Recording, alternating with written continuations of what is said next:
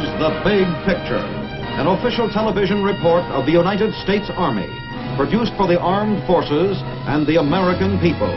Now, to show you part of the big picture, here is Master Sergeant Stuart Queen. To the Army, firepower is a magic word. In war, it is the force which helps determine the outcome of battles.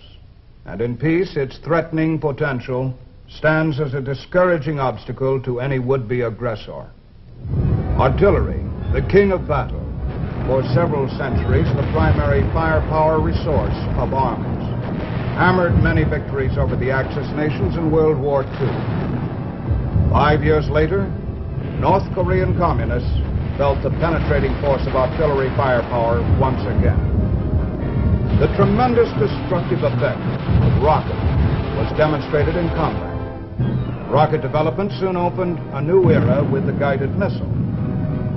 In today's Army, the tactical use of missiles is a reality. Mobile artillery weapons capable of massive concentrated firepower, such as was barely dreamed of in World War II, can now be used to support ground troops of the new pentomic divisions. Divisions which have been reorganized to meet the demands of warfare on the fluid atomic battlefields of the future. This week, the Big Picture camera brings you a close-up of the 42nd Field Artillery Group with the 7th Army in Europe, as it wields two of its most formidable weapons, the Corporal guided missile and the 280 cannon, into action for a test alert.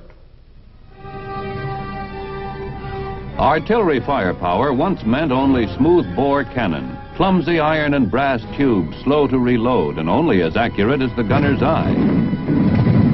At the time of the American Revolution, the firepower of musketry generally won each battle, and foot power was the key to Army mobility.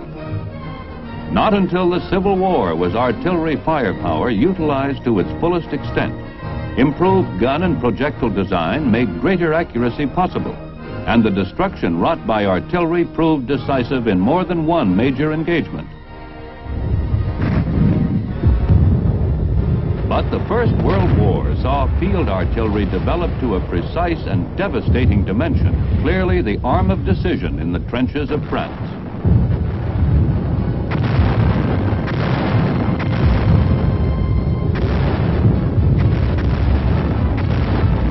Firepower could be more efficiently directed by telephone, and the giant field guns of both armies churned up the soil of Europe for 4 long years.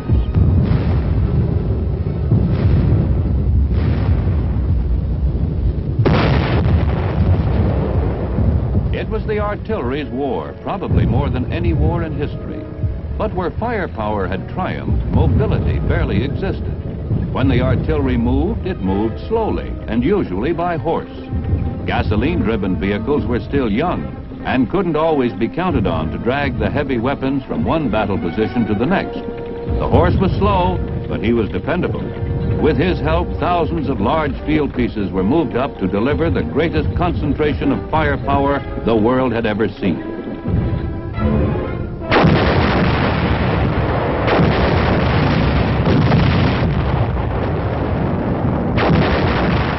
Mobility characterized warfare in World War II, and self-propelled howitzers gave artillery the speed and movement it needed to increase its effectiveness. Evidence of this effectiveness was everywhere as the Axis nations crumbled in defeat. 5 years later in Korea, firepower was needed once again to neutralize enemy resistance. Hampered by the rugged, mountainous terrain, United Nations forces frequently found that carefully controlled artillery firepower was a vital preliminary to any infantry attack.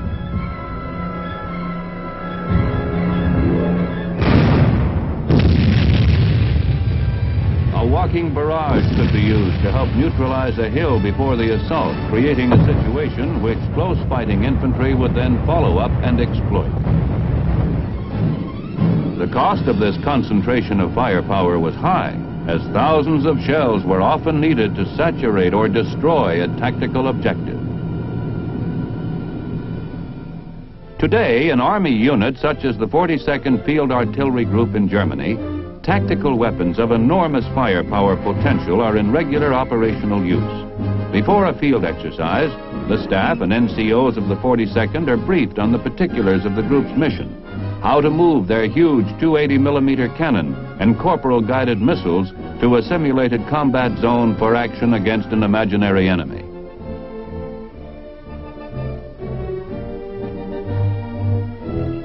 Perhaps the big picture camera can interrupt the 42nd's commanding officer for just one moment. Colonel Blair. May we ask you some questions, sir? Yes, certainly. Will you tell us what this briefing is all about? Yes. I have my staff assembled here to acquaint them with my concept for the employment of 1 battalion of 280mm guns and 1 battalion of corporal-guided missiles, which are being used in support of an Army Corps in an attack against an imaginary enemy. Just what is the composition of the 42nd Field Artillery Group? The 42nd Field Artillery Group is composed of 4 battalions of 280mm guns and 3 battalions of corporal-guided missiles. Each battalion of the corporal has 1 firing battery with 2 erectors and 2 launchers. Each of the 280mm gun battalions has 3 firing batteries, each firing battery with 2 guns. Without revealing anything confidential, could you give us some more facts on these weapons, Colonel? The 280mm gun, when mounted on its 2 transporters, rolling down the highway, weighs approximately 85 tons. But in spite of this ponderous weight, it is amazingly agile and extremely maneuverable, as has been proven many times since the guns have been over here in Germany. They have been employed on maneuvers and field training exercises throughout Germany. As an example, just last week, one of our battalions just returned from an 800-mile round trip to our large firing range in the extreme eastern portion of the West German zone. Likewise, the corporal missile battalions have been used on many maneuvers and field exercises and are equally maneuverable. These weapons are here today, ready for battle. Today, tomorrow, next month, or any time in the future. Thank you very much, sir.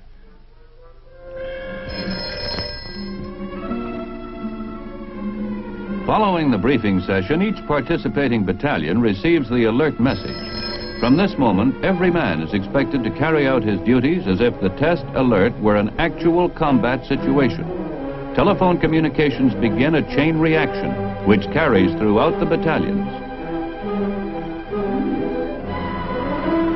The men of the 601st Field Artillery Missile Battalion are the first to tumble out of their barracks and rush to the vehicles which will carry them to a pre-arranged rendezvous, a point in a simulated combat zone many miles away. Each of these soldiers is a trained specialist who serves a particular function in handling and launching the corporal missile. They are the most advanced artillerymen in the world, and it is their responsibility as a unit to get their weapons into action efficiently and on the shortest possible notice.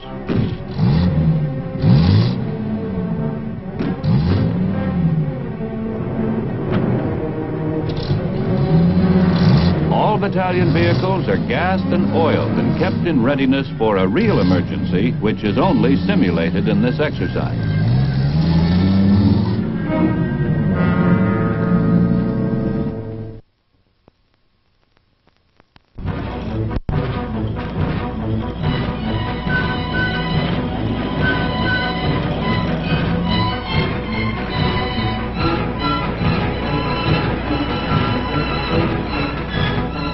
There are many factors essential to the success of a modern army, and mobility is certainly one of the most important. Gone are the days when weapons were restricted by the shortcomings of the equipment which moved them. An entire corporal missile battery can be transported by fast, maneuverable vehicles. Like the huge skeletal erectors which lift the missile hydraulically and stand it upright in firing position. The Corporal itself is hauled in its giant steel tube aboard a 40-foot trailer truck.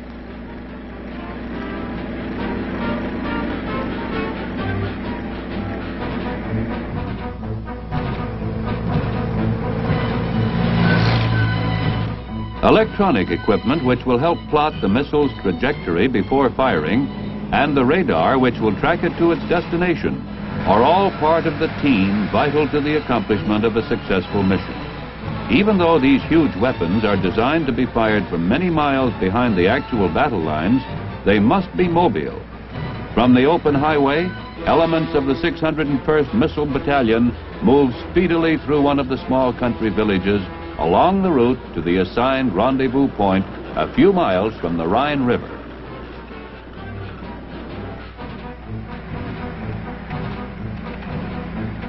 Because of its conspicuous size, the Corporal convoy uses a small clearing in the German forest for its firing position.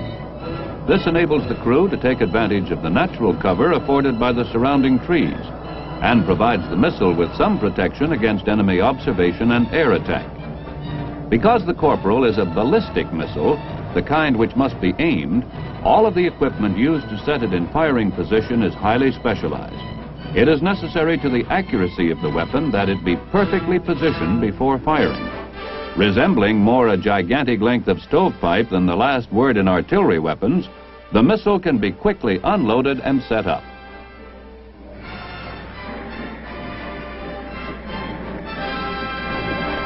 Like the pieces of an enormous puzzle, the skeletal steel bed on which the Corporal will stand is also unloaded and assembled by the missile man of the 42nd.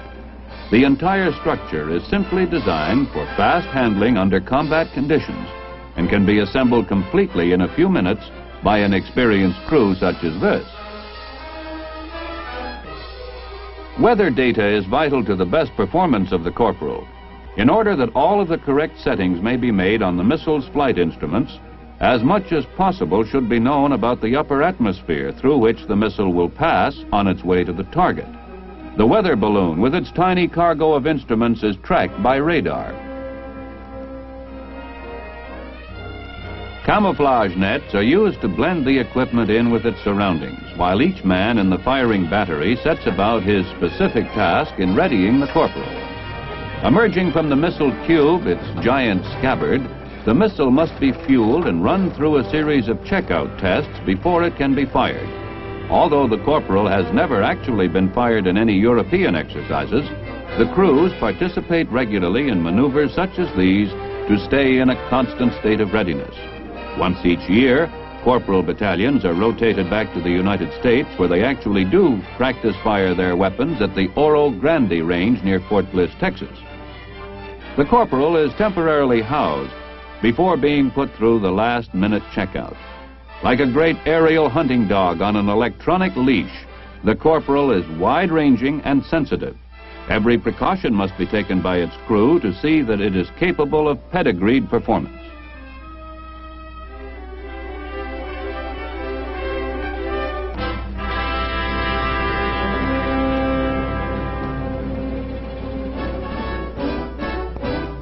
Companion weapon to the Corporal in the 42nd Field Artillery Group, the 280mm cannon is the largest field piece in the Army. Considerably heavier than the missile, the 280 has also been designed for rapid movement behind the battle area. Capable of firing an atomic shell as well as conventional high-explosive projectiles, the 280 can deliver a devastating firepower concentration more than 20 miles from its firing position. Because of its weight and length, it is steered separately from tandem cabs at the front and rear. Telephones link the drivers. Brakes and throttle on the 85-ton unit are controlled by the lead driver.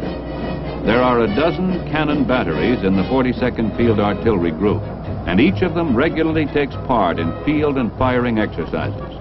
These monster guns can be emplaced and put into action quicker than any other heavy artillery piece now in use. With precision and skill, the GI drivers handle their 84-foot responsibility as if it were no larger than a milk truck as they park on the banks of the Rhine. With the help of a French manned landing barge, The artillerymen are able to move their piece across one of the world's most formidable rivers. A Rhine crossing was planned for some of the 42nd's batteries in order that the crews might broaden their experience in handling a ticklish logistics problem with the gigantic cannon and its attendant vehicles and equipment.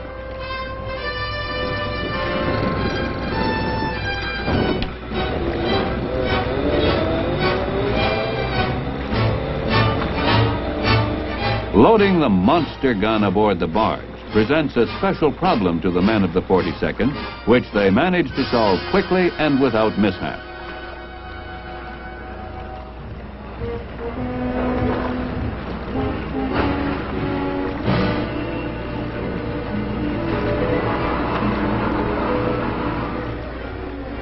In the history of military movement, the Rhine has figured as an asset and an obstacle. For Germany, the Rhine has long been a natural defensive barrier, one fiercely defended in 2 world wars. To an attacking army, the river is an imposing obstacle across which troops under fire could move only with the greatest hazard and difficulty. As they cross the river slowly with their burden securely in place, the French crew takes over temporarily, allowing the soldiers of the 42nd a moment's respite from their fast-paced day. Because their Rhine crossing is only an exercise, they have an opportunity to share with the armies of history a military experience under ideal conditions. In an actual combat situation, the cannon would be moved and fired, then quickly moved and fired again in order to keep the enemy from locating its position. Navigating these highways is no trick for soldiers who are trained to drive the 280 rig over all kinds of roads under almost any conditions.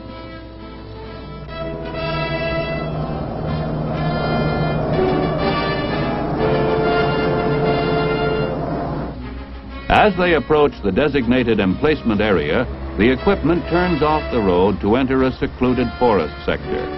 All vehicles disperse to pre-assigned positions before the gun is unlimbered. Batteries of the 280mm cannon battalions can have their weapons in position and firing within 4 minutes after they receive a troop commander's call for fire support.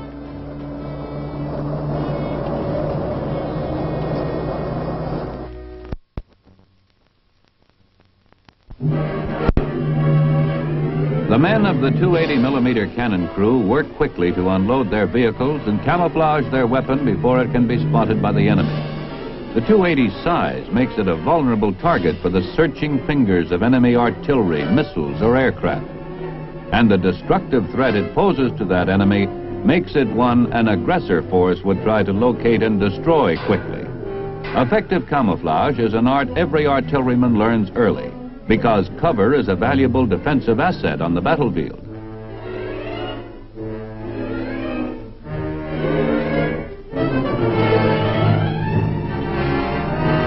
Even in this mock engagement, the eyes of the enemy are open and sharply watchful.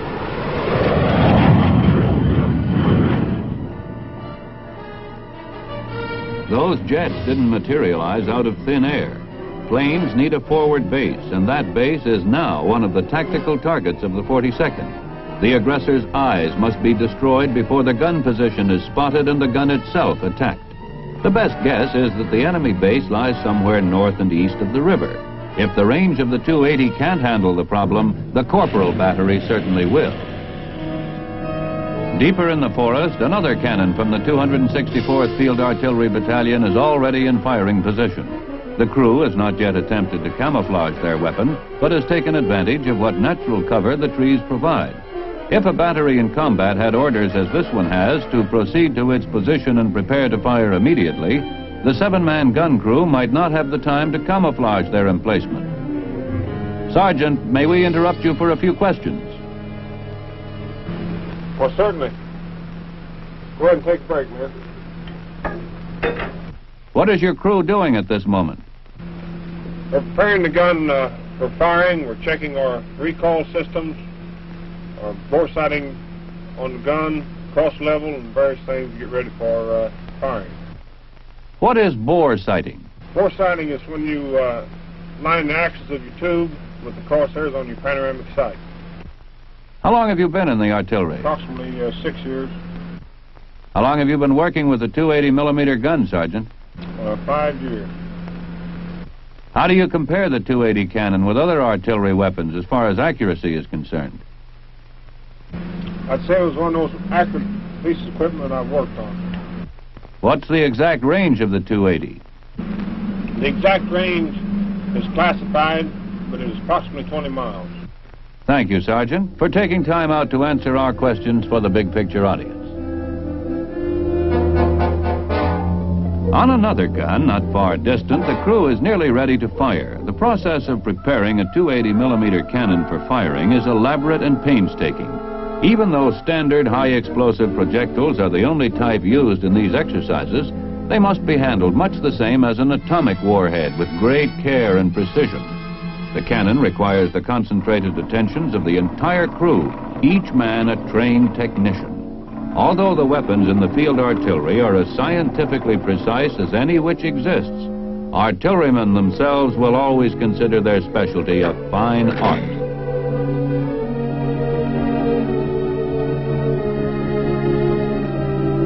They will do the back work as well as the brain work demanded by such a monstrous weapon, and they take a special pride in the excellence of their performance. The competition between battalions is high, and that between firing batteries and individual gun crews even more spirited.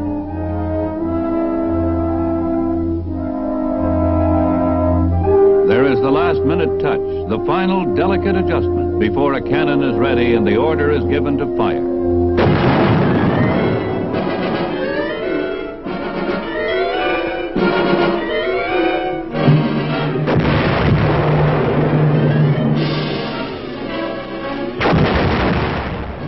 The 280s are right on target. A short distance away at the missile firing position, the corporal receives a pre-firing check. A test cable and compressed air lines are attached to the missile in order to check its control systems. Although the principles on which the guided missile functions are essentially the same as those of a 4th of July skyrocket, the weapon itself is an enormously intricate and complicated instrument of destruction. Once in flight, the corporal steers itself by means of movable fins in its tail, ensuring pinpoint accuracy. Once the corporal flight checks have been completed, the tent is removed to give the fueling crew room to work.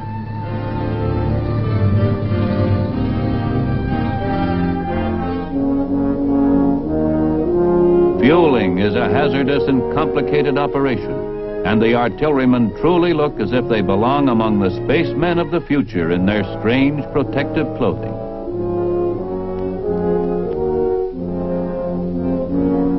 In combat, a single missile would receive only one feeding of the liquid oxygen and propellant necessary to satisfy its thirsty rocket on a one-way trip. During dry runs such as these, however, the corporals can be filled many times over with the amount of fuel which would ordinarily be required to lift the 5-ton missile from its launching bed. After the fueling operation has been completed and all of the pre-firing checks are found to be satisfactory, the corporal is ready to receive its lethal crown, the warhead it will carry to the target. Groomed and checked for a simulated launching, the missile is ready to be picked up and put in its vertical firing position. The crew first works the erector into place so that the corporal can be grabbed and drawn upward gently by the great hydraulic claws of the vehicle.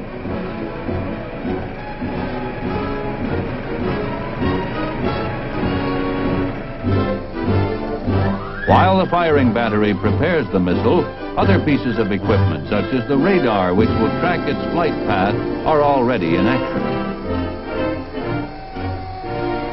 Upright, the corporal stands as high as a 3-story building. The crew members of this particular missile battery are almost ready to go, now that their weapon is securely in place on its portable platform. Perhaps the big picture camera can interrupt them long enough to ask a few questions.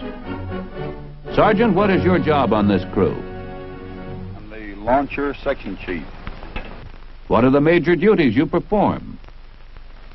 To see that the launcher is properly in place, leveled, The missile is then brought to the launcher, released from the erector. The missile is then leveled, and we continue with our on-launcher servicing. What was the crew doing when we interrupted you? We were re-leveling the launcher. Why is that necessary, Sergeant? This makes for the missile being in the proper vertical position after releasing by the erector. How long have you been in the Army, Sergeant? Will be 15 years next month. Has most of your time been in guided missiles? No, it has not. I've been in it since January of 1955. Thank you, Sergeant, for taking a moment out of your work to talk with us. Among the tall trees of the forest, the corporal stands nearly invisible. Last-minute adjustments are made as the missile crew prepares for a simulated firing. Buried under a deceptive cobweb of camouflage netting, one of the vans, which carries the complicated electronic equipment controlling the missile, is alive with split-second activity. Preset figures which will help determine the flight path and the point of impact of the corporal are fed into the missile system before firing.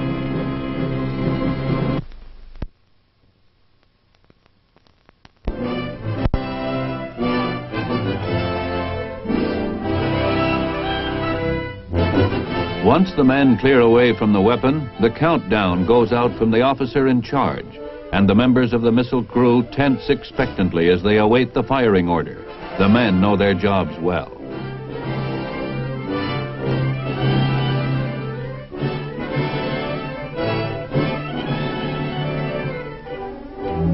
Every movement is a duplicate of the real thing until the instant of firing. For the actual firing of the corporal, the missile men must wait until their next live exercise at the Oro Grande range back home. There, at the press of a button, the corporal is fired.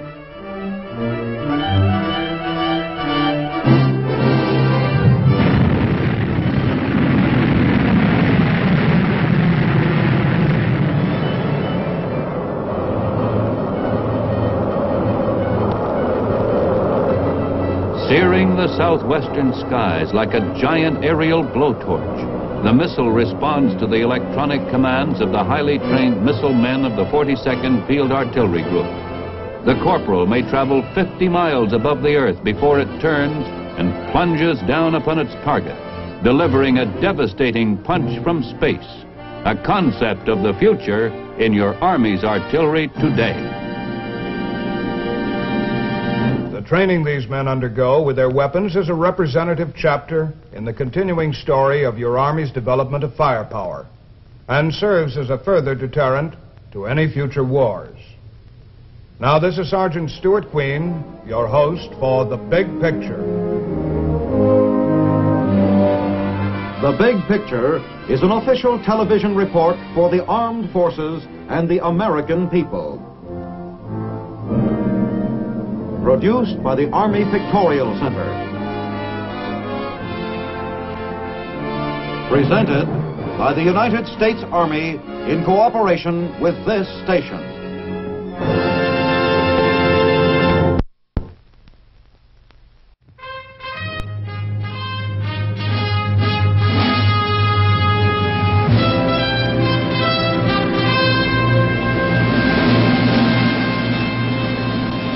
This is The Big Picture, an official television report of the United States Army, produced for the armed forces and the American people. Now, to show you part of the big picture, here is Master Sergeant Stuart Queen.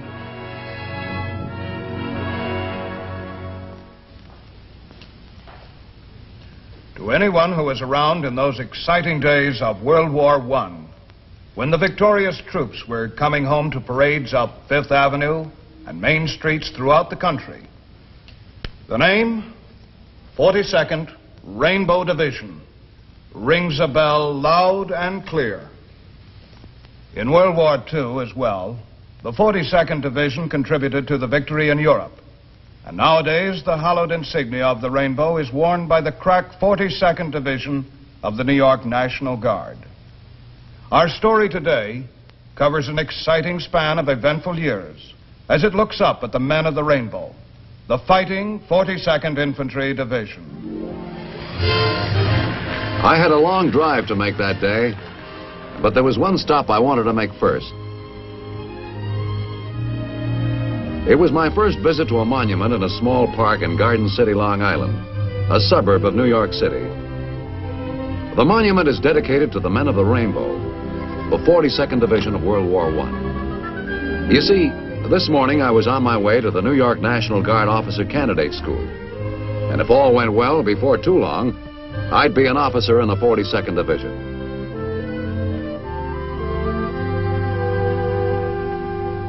All of us in the 42nd know a lot about the history of our outfit. And why shouldn't we? We're proud of our record from the time the division was formed in the late summer of 1917 at Camp Mills, Long Island, in the very shadow of the monument I'd come to visit. Camp Mills. Old Rainbow men had often told me of those early days.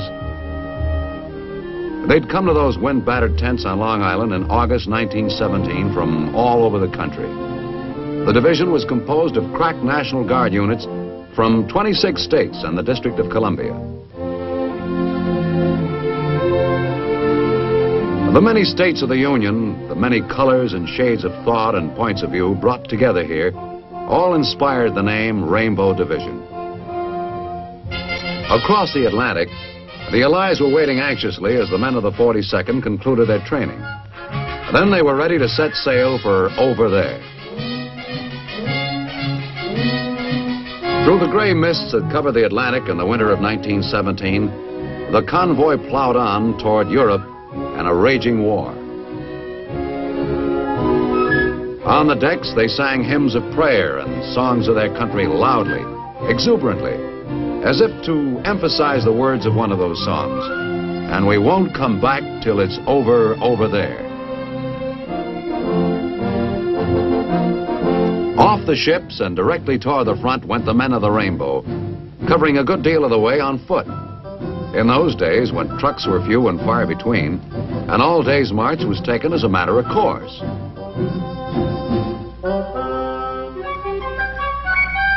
Once in the assembly area at Rollempont, training was resumed with the assistance of French soldiers and officers who had already spent much time in frontline combat. A training course was set up in the use of the Stokes mortar. Grenade practice was emphasized.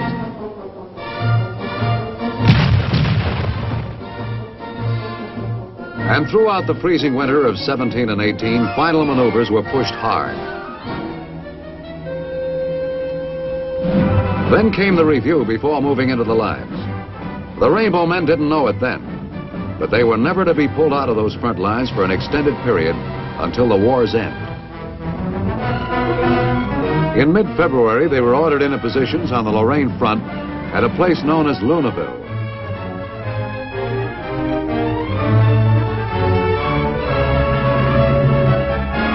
Now, years later, looking at the monument in a Long Island park, the valor displayed at Luneville, Baccarat, Saline-Champagne, so many other battles, small and large, the valor comes alive as if it were yesterday.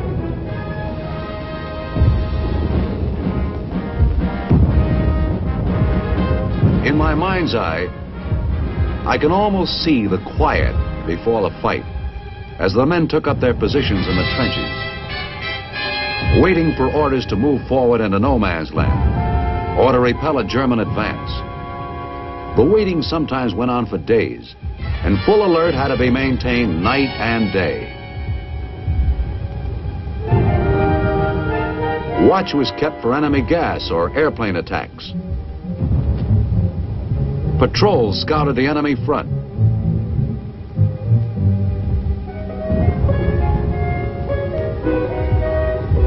And when they came in, others went out. While at division headquarters at an old chateau, Chief of Staff Colonel Douglas MacArthur estimated the probable course of the fighting and made his recommendations to the commanding general. There was no such convenience as a chow hall. Hot food was carried up to the lines and eaten by men who remained in position. Minutes in the front line seemed like hours at first, and then gradually assumed normal proportion. After a while, waiting in the trenches seemed like a way of life. The men became used to the silence, the eerie quiet. Then suddenly the Germans would attack.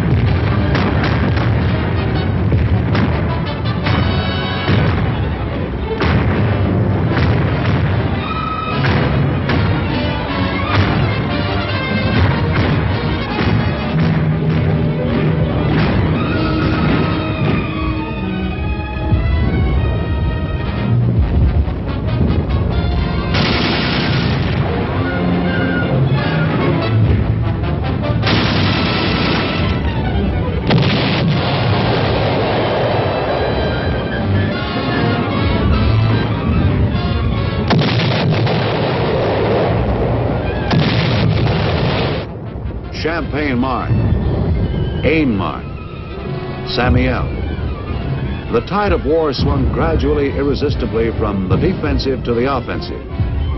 At Champagne Marne, units from the 42nd Division aided the French in completely repulsing the enemy attack.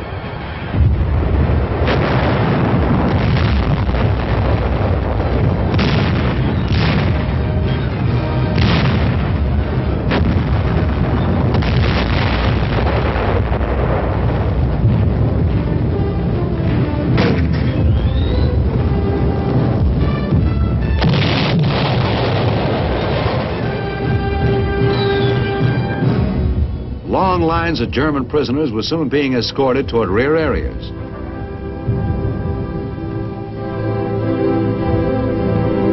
At Aisne Marne and Saint-Mihiel, the 42nd went into the offensive, moving forward despite heavy enemy resistance.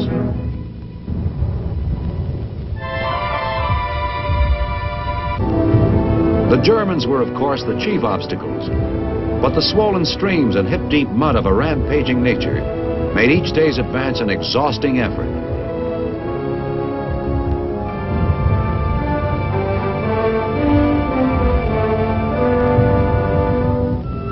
There were times, of course, when the men could relax a bit. Almost magically, they'd appear from below and let the friendly, warming sun play over them. They caught up on their mail and answered eager relatives who wanted to know how it was. It wasn't easy to tell them. There were the inevitable card games. Soldiers learned quickly who the sharks were and avoided them. In pocket-sized form, the great book continued to be a source of spiritual strength. Pets were adopted. Meet the crow mascot of Company K, 167th Infantry. Sometimes when off duty, the Rainbow Men would visit neighboring towns and watch the French at work, or perhaps pay a call on a family. Instead of the angry bellow of the big guns, it was good to hear the happy sound of laughter. In France, you make bon ami, good friends, in all sorts of ways. Giving a young hitchhiker a lift is one. On several occasions, Secretary of War Newton Baker visited the 42nd. Coincidentally, one of the young officers with the Rainbow was Lieutenant Wilbur Brucker of the Ohio Regiment, later to be Secretary of the Army. Many Rainbow men in future years to become nationally prominent distinguished themselves in combat. Among them was the decorated hero Major William, better known as Wild Bill Donovan.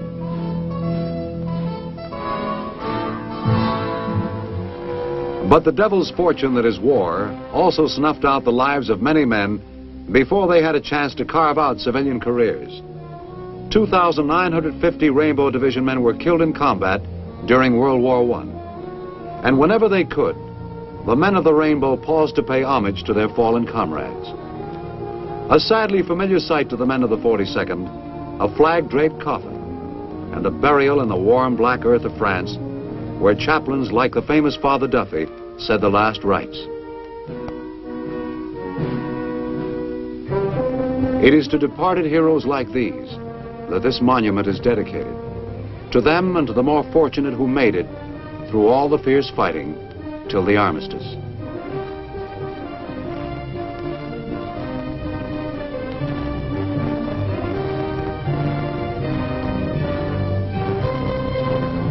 Occupation duty sent the 42nd on the move into Germany.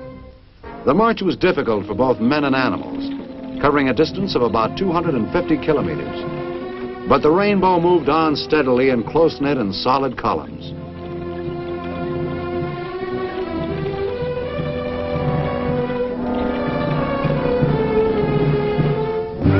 Certainly the German kids were glad the war was over.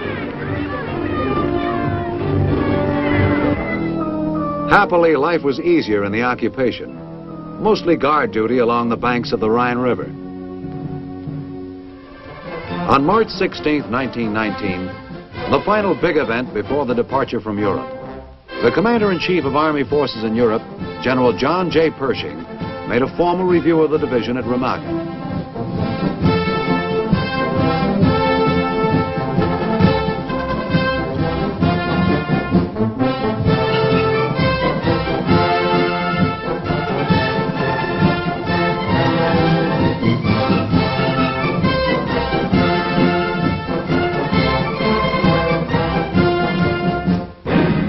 Back across the Atlantic they came, their mission accomplished, the enemy routed.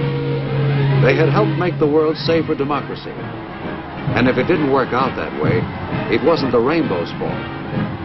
Through their minds whirled vivid memories of the fighting, the laughing moments and the sad ones. Then, with a solemn vow never to forget their buddies, living and dead, who had shared the past, they turned toward the future and the cheering, welcoming beacons of home. Many years have passed now since the Rainbow first came home from France, hoping the 42nd had seen the last of the horrors of war. A hope, of course, that didn't quite work out. For in December of 1944, the ruins of Europe were witness to a new generation of Rainbow. The Germans had pulled out, retreating toward the east, leaving devastation in their hasty flight. And on arrival, it looked like the Rainbow Division had been sent over just to do the cleanup job.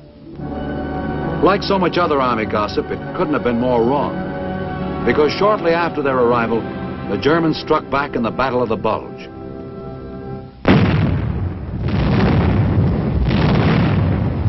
Following the German withdrawal, the Rainbow Infantry helped stop the last German offensive in the west near Strasbourg. The Rainbow's baptism of fire had been on the defensive. Now it was going to shift to the offensive in an advance that was not to stop until the division reached the border of Austria at the end of the war.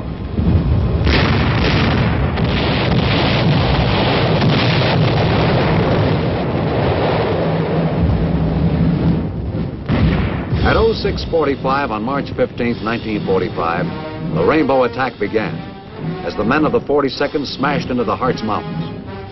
The area of the division advance was probably the most rugged of the entire front. It was entirely wooded, and the mountains were high and steep.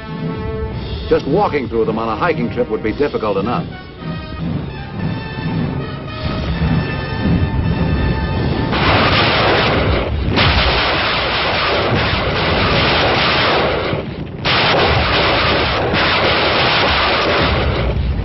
The battle through the forest and mountains was an engineer's war as well as an infantryman's.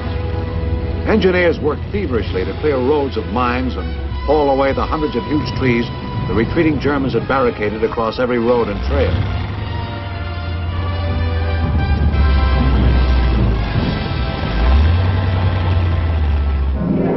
By March 21st, the Rainbow men had pierced the Siegfried Line. Now the Germans were on the run, and here was the opportunity to catch them. Day and night, the big guns of the artillery hammered at the fleeing Germans. On and on into Germany. Tank after tank and convoy after convoy roared through the German countryside as the Rainbow men headed for Würzburg, one of the oldest cities in southern Germany, where the Germans were organizing a last-ditch defense. The division cleared the area and raced on toward Schweinfurt, center of the Nazi ball-bearing industry.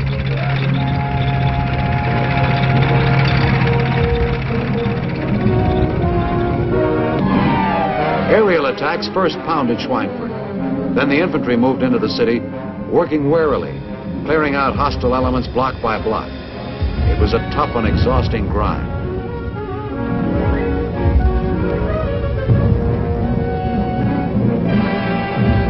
It felt good once in a while to sit down against a pile of rubble and just take a breather.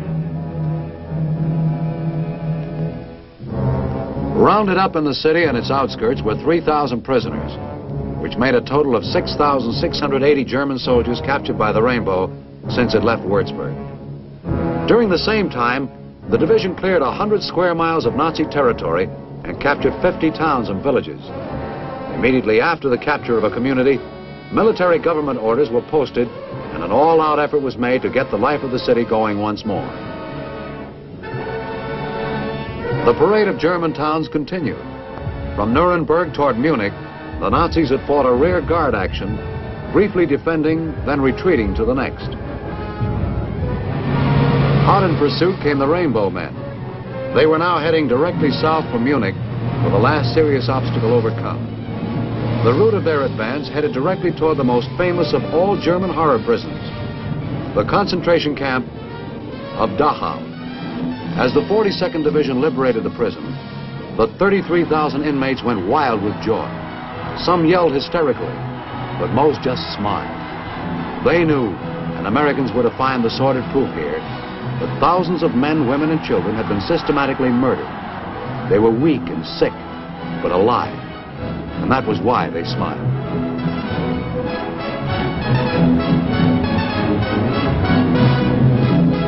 Citizens were busy hanging white flags from their windows as the on-the-move 42nd advanced into Munich, birthplace of the Nazi Party. There was little organized resistance. The general feeling was that the war was over, and so much the better. The city itself was battered by bombs and the streets were choked by rubble. The railroad yards were almost completely destroyed. The station was only a rusted skeleton of twisted steel.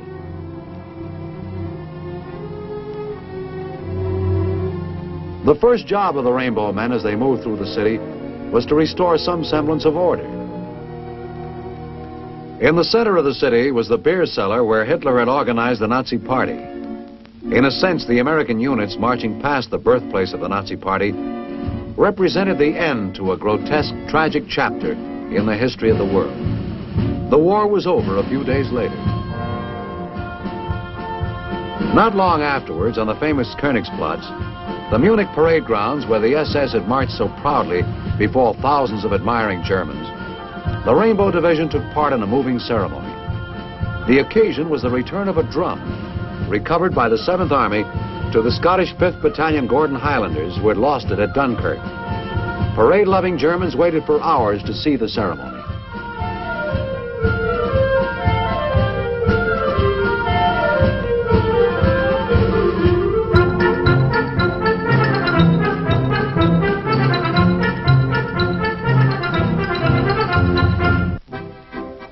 The men of the 42nd Division served occupation duty in the Austrian Tyrol.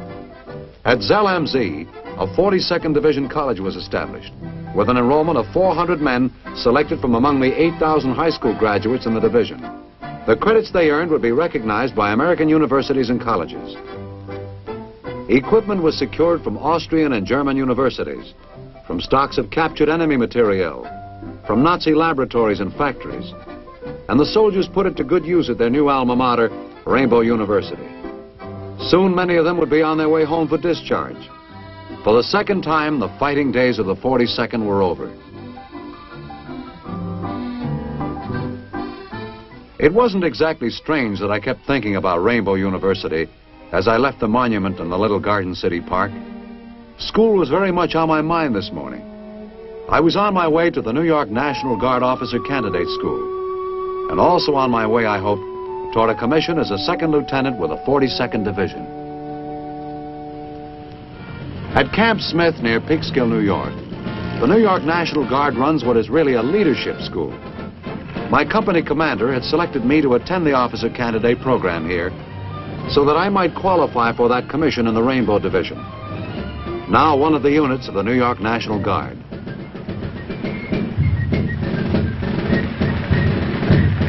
I had driven for almost 3 hours, and it felt good finally to get out of the car and report in. Along with the officer candidates were men arriving from all over the state for the Non-Commissioned Officers Academy of the New York National Guard.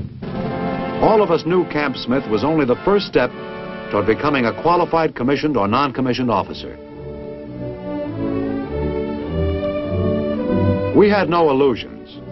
It takes much, much more than 2 weeks to make an officer. What the Camp Smith training is designed to do is develop a sense of duty and responsibility, qualities like integrity, loyalty, discipline that make a leader of men. Judged by the speed of the processing when we arrived, it seemed as though the school could hardly wait to put us through the paces. No time was wasted in checking our records.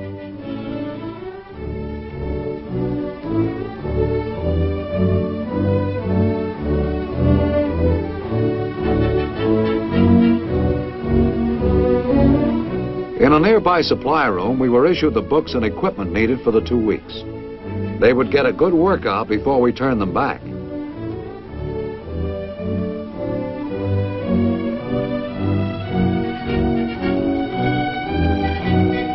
After signing on the dotted line, we headed up toward the living area. I knew it was coming now. There's a kind of tradition that new arrivals are welcomed in a certain special way. 2 fellows were walking up ahead, and when I heard the greeting thrown at them, I swallowed hard and prepared for the worst. Halt, mister. Drop that bag. I said drop it, mister. I didn't say set it down. Papers. Pick up that bag. Get over there Now, drop alongside your miserable-looking buddy over Now, there. Get now, over there. Speak to me, Mr. Papers. What are you, a dicky bird or something? No, you going to a big party, If you're a mister? dicky bird, you No, start sir. chirping. Drop off, If you're a mister. man, you start sounding on it. Get out of here. Halt, mister. Where are you going? No, sir. Thinking of buying this place? What are you, a wise guy or something? Speak to me, you little dicky bird, you. Me, Sergeant? Look your front. Get your beady eyes front and center.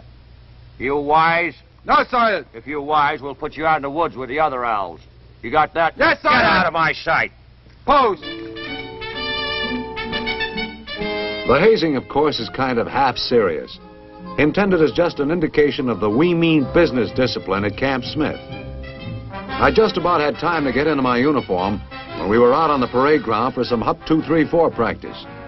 Coming as we did from different outfits throughout the state, it took us a while to put some order in the close order drill, but we caught on fast. From then on, it was one activity after the next, and a course designed to get the most out of us. We did a lot of individual weapons work, much of it on the rifle range.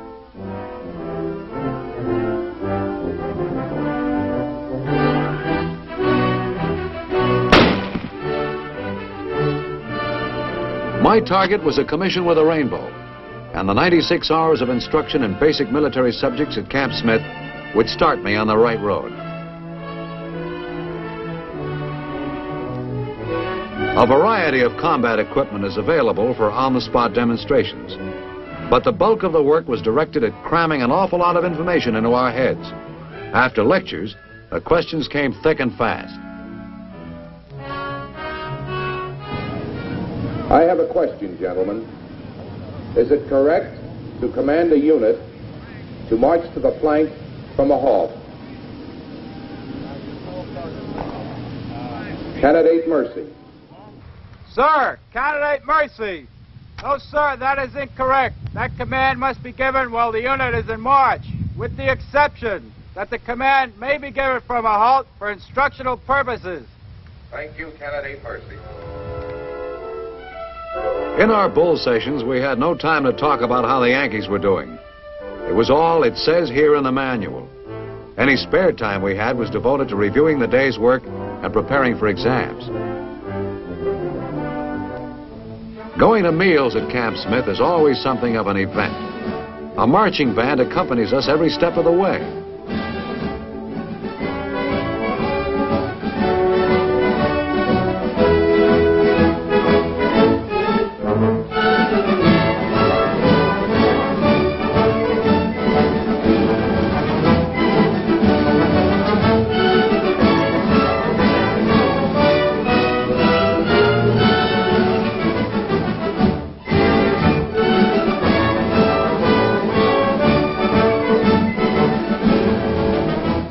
It's amazing how band music puts snap into your step. It quickly teaches a group of men how to move along in perfect unison.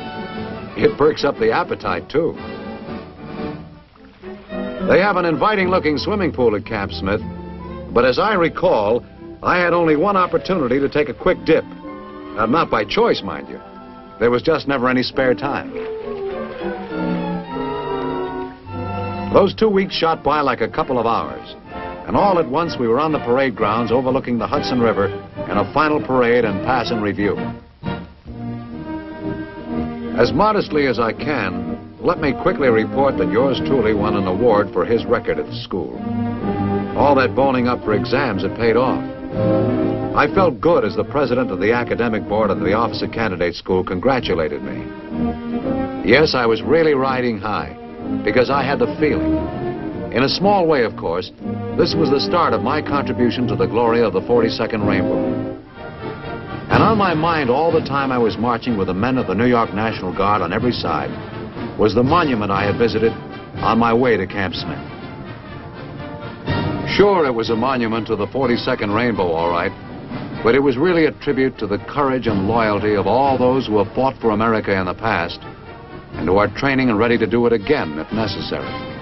Yes, it is a tribute to our whole country, because made up of all creeds, all colors, all walks of life, the Rainbow Division is America.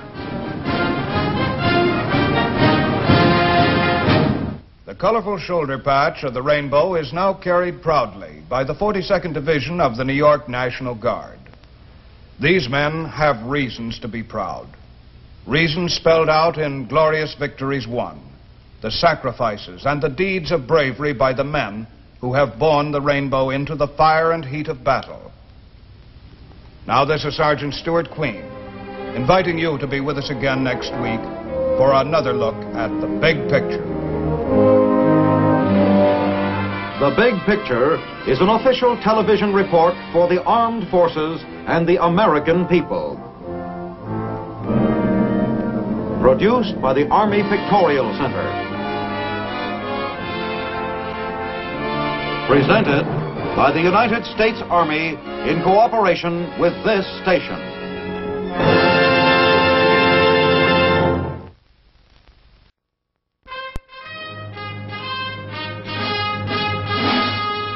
From Korea to Germany. From Alaska to Puerto Rico. All over the world, the United States Army is on the alert to defend our country, you, the American people, against aggression. This is The Big Picture, an official television report to the nation from the United States Army. Now, to show you part of the big picture, here is Sergeant James Mansfield. Today, we look at the American Army in Germany, the United States 7th Army. This area, along with the section of Berlin, is the sector we hold down. To the west is the French sector, the British in the north, and in the east, the Russians. We've maintained troops in Germany ever since we cracked the Siegfried Line. And at first, helping to denazify the country and helping law and order back on its feet so that one day Germany might regain its place in the family of nations. When the Cold War in the Far East reached the boiling point with the outbreak of hostilities in Korea, the Cold War in Europe lost none of its chill. And still today, the 7th Army is ready for anything. And now, the big picture inspects the Army's effort towards getting ready and staying ready in Europe. In Berlin, Germany, there's a big bell. It hangs high in a tower of the Schöneberg Rathaus, seat of the government of West Berlin. A gift of the American people to the people of Berlin. Maybe you were one of the thousands who chipped in for it.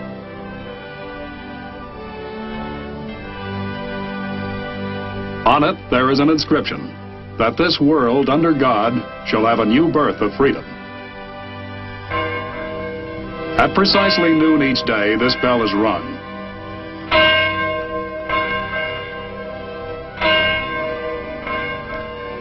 To keep that bell ringing, to help make the bell's message stick, that's what the American Army is doing in Germany, alongside our allies of the North Atlantic Treaty Organization.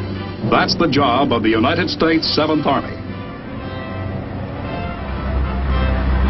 In the hottest spot in Europe today, it spells out just one word: alert.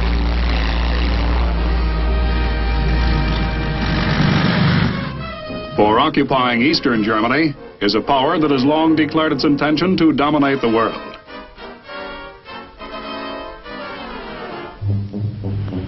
Ami go home, they say. Yanks get out as they beat the propaganda drum. Heckle, kidnap, murder, spy, and enshrine men like Mao, leader of communist aggression in Korea. And behind their curtain, they mask their strength.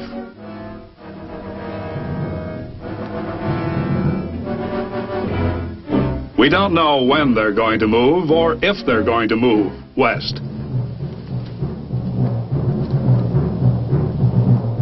But whenever and if ever, we've got to be ready. Our tanks are gassed up and stay gassed up. The big guns are ready with live ammunition, and so are the small weapons. The machines are ready, and so are the men. Alert. A word here that means two things in the big picture. Ready to discourage an enemy from striking, ready to meet him if he comes. But you can't keep an army wound up like an alarm clock just waiting.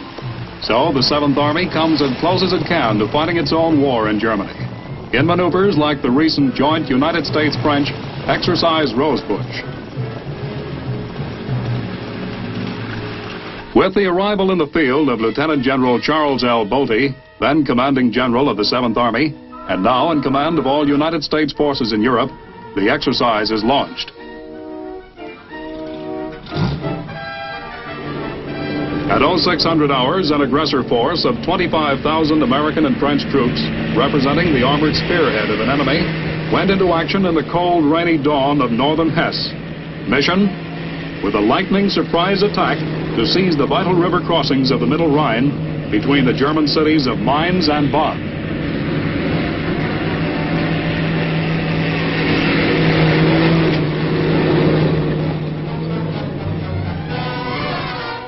With the job of defending the territory, 50,000 friendly troops. Specific mission to cushion the shock for 72 hours while a strong defense line could be built up along the Rhine.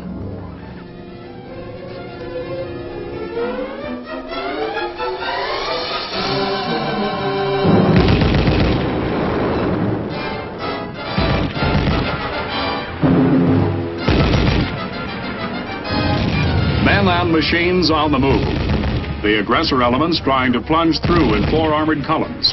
The defenders slowly withdrawing, trying to keep their units intact, but delay the aggressor for those long, long 3 days. All the knowledge, all the training and conditioning of every man put to the test that might one day come for real, with bullets instead of blanks. No enemy fire overhead, but if there were, the troops couldn't have moved any flatter. No enemy machine gun cutting loose on the embankment, but a sortie against one couldn't have been executed with much more realism.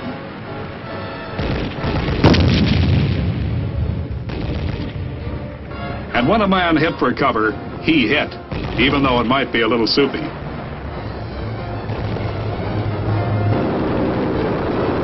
Nothing to hide from, except maybe the future. But the time to learn to smokescreen a movement is now.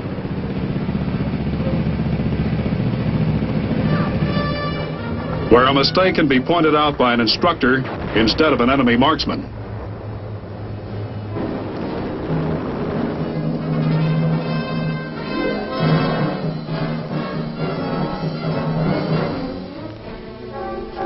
Alert, and it's food on the fly.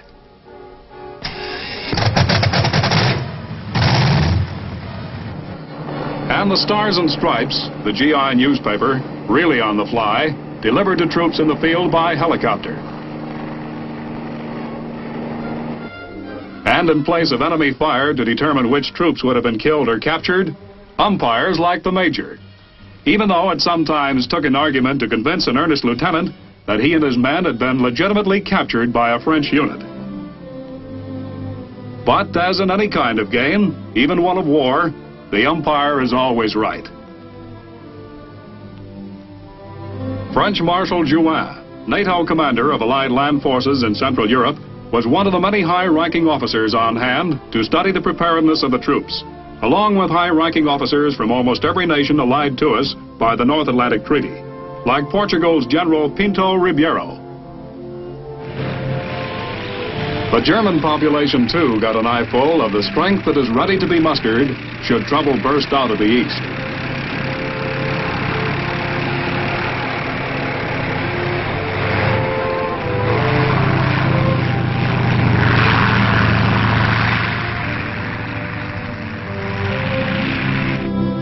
And just as wherever the United States Army goes, the smaller citizenry got a stomach full of chocolate bars and gumdrops. But out in the country, there were some hopping mad farmers until they learned the Army would repay them for crops unavoidably damaged by the great treads of the tanks.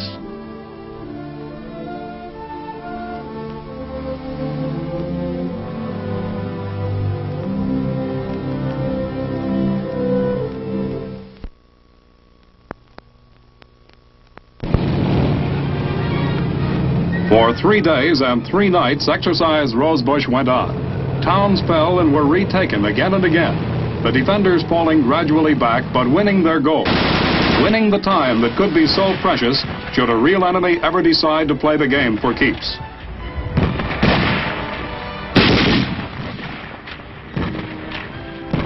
The defenders held stubbornly to every foot, every vantage point, till superior aggressive power incontrovertibly put them out of action.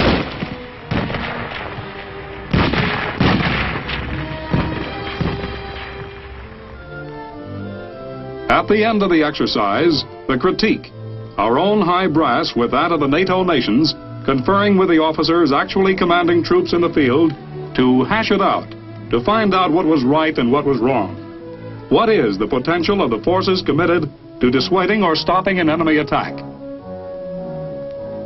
Opinion, certain kinks to be straightened out, concepts revamped. But verdict, our forces are on their toes, ready with just about everything they have towards discouraging or halting aggression. But to get back to that word, alert, the key word of the 7th Army, and what it means to the American soldier, the GI himself in Germany. Sergeant Martin here is pretty typical. How about it, Sergeant? Alert. What is its significance to you? Well, right now, I guess, it means getting this VHF antenna up. Communications. It'll bring into the command post here the high-frequency signals transmitted from battalion headquarters. That's the job for today. But you know, alert means something else to us GIs stationed here in Germany.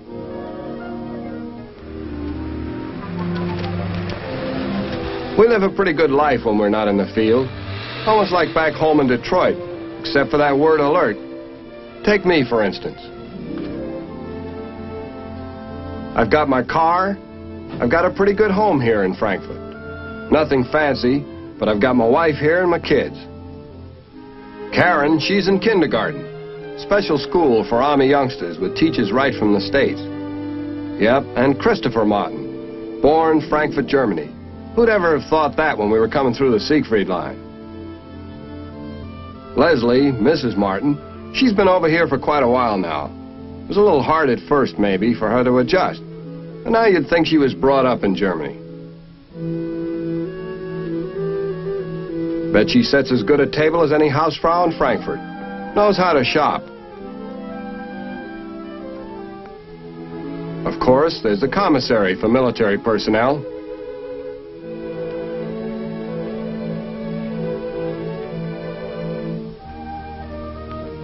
But there's shopping to be done with the German merchants, too.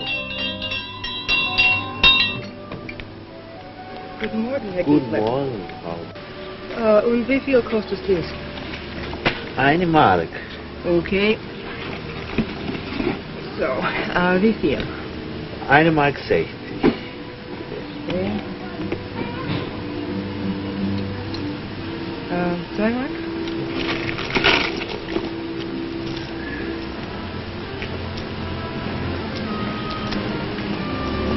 So, danke schön.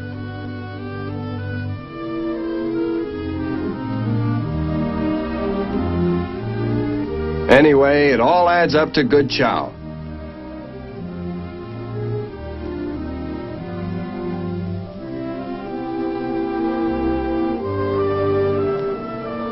For the rest of it, it's pretty much like it would be anywhere else, I suppose, for a working man.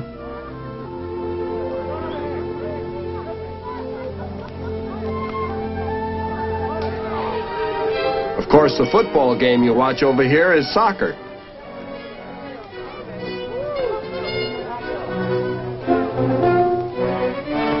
And there's that clock ticking away in your head, with a built-in alarm that can go off at any moment to ring that alert. There's church on Sundays.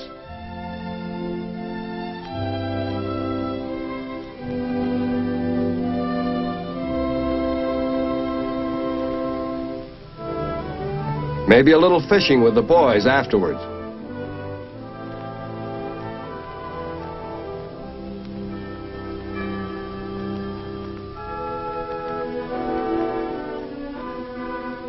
There's window shopping with the wife.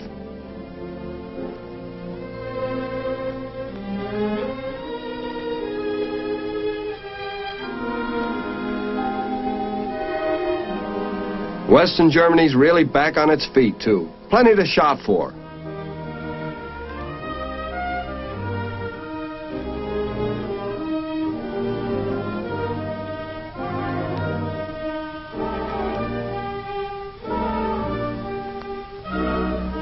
Yeah, even a hot dog.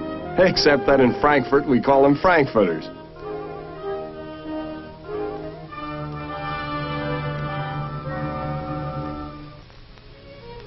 Then sack time till 6:30 when the kids blow their own special tune for reveille. That is, unless...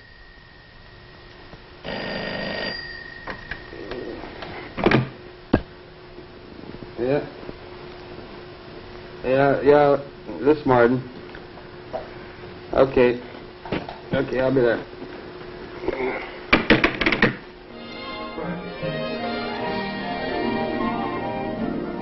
And that's right where the happy family life of yours truly takes on a different picture. The whole family is geared for getting Pop out on the fly, because there's just one thing we're really here for, and whether it's the real thing or another practice alert, we've got to be on our toes.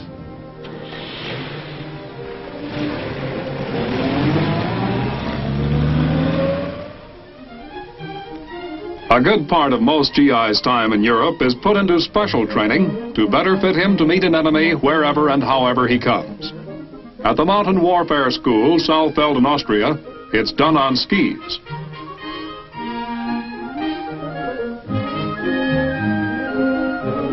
A little clumsy now, maybe, some of them, but before the course is over, learning from Austria's top instructors, men who never saw a pair of skis before will be riding them as though they were born wearing a pair.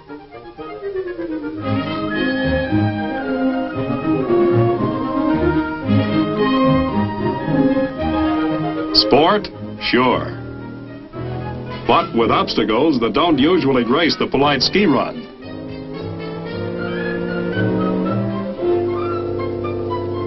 They'll stay at it till every man can make that ditch and keep going. And they learn how to survive in the snow, too, to live out in it and build their own shelters.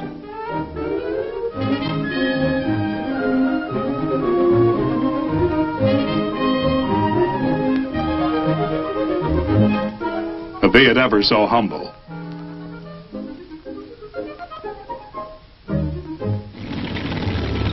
Soldiers on skis, mountain troops, ready to go places on the white stuff fast, if that's what's called for when an enemy strikes. In Landgries, Germany, a former Nazi SS installation is used now by us for training infantry scout dogs. A nose for trouble, recruited and trained to sniff it out on patrol.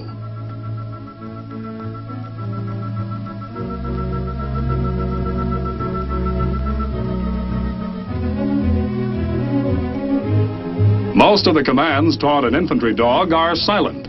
You can't yell out, "Here, Fido," when you're prowling around enemy territory. And the dog has to learn something about that old business of the Army traveling on its stomach.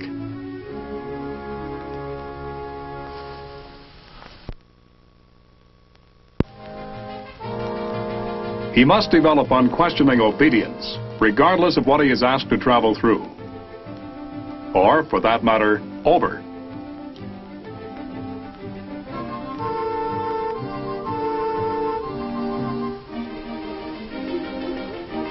He also has to learn to be tough if necessary.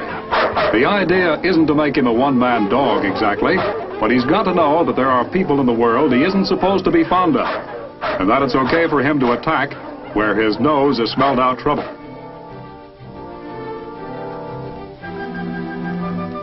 And every soldier has to learn to drill, to proudly swing out with Soldier Master in an infantry scout team.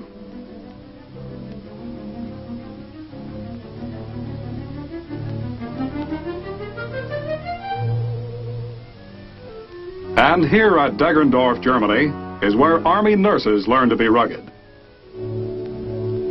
In an intensive course, every nurse learns how to live and work in the field.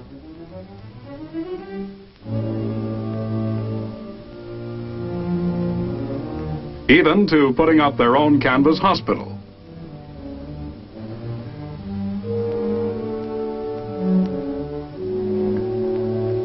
Learning to work outside the big, well-appointed hospital without the helpers and the stainless steel operating table.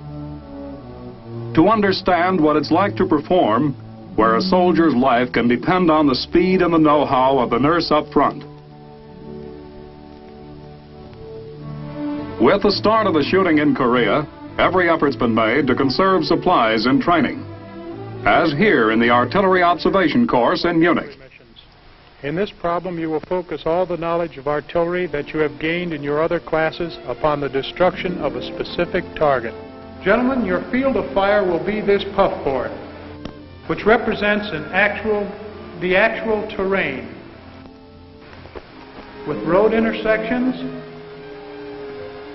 and the church steeple. The maps that you were issued prior to the class represent the area that you see before you on the puffboard.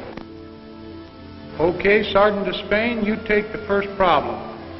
Your target will be this tank in the wooded area here. Now, Sergeant, fire this mission just as though you were on the observation post in the field. The ingenious puffboard lets the student perform as though he's calling for actual artillery fire. Chemicals simulating shell bursts register his shots on targets. Forward observer, Able Company. Fire mission. Azimuth 5800. Mark center of sector. Enemy tank will adjust.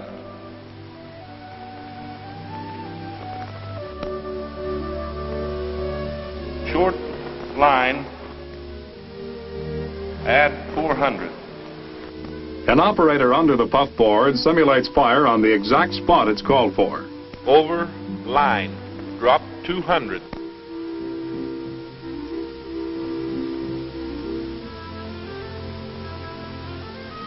Okay, Sergeant Despain, you're on the target.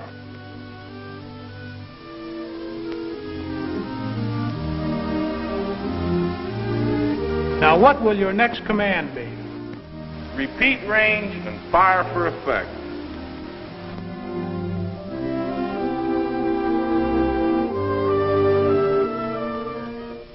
It isn't all training for the GIs in Germany, though. Through the German Youth Activities Organization, they're doing some of the teaching themselves, teaching German kids a way of life, for one thing. The GYA just sort of grew up from the days when American troops were taking swastika-handled daggers away from Hitler youths and teaching them how to play baseball instead.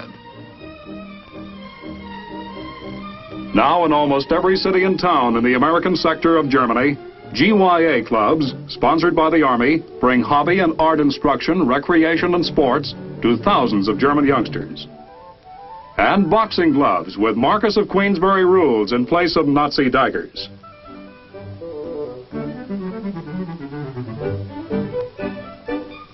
Then there's the soapbox derby each year, held by the GYA. Each driver has his own GI sponsor and coach.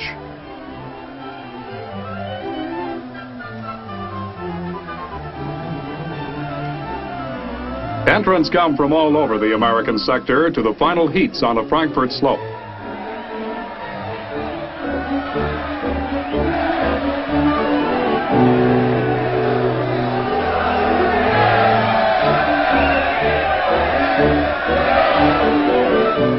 And the wreath from an American general to the winner, symbol of the thought that the soldiers of a democracy are here to help, not as conquerors.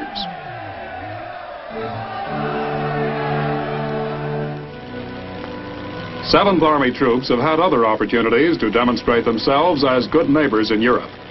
When Holland's dikes went out under the hammering of tremendous seas last winter and new storms were blowing up, Army engineers went into fast action.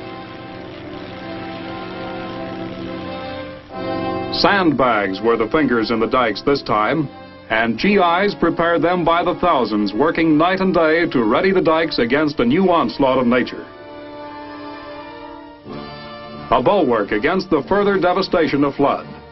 The Dutch will not soon forget help rendered in time of desperate need by American soldiers working shoulder to shoulder with their own men around the clock, helping to save the lowlands from further ruin.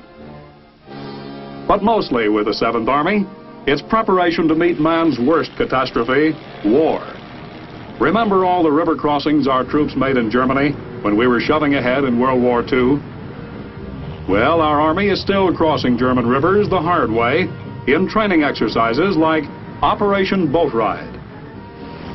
Problem: a division crossing of the Main River from Hanau to Aschaffenburg, the farther shores theoretically held in strength by the enemy.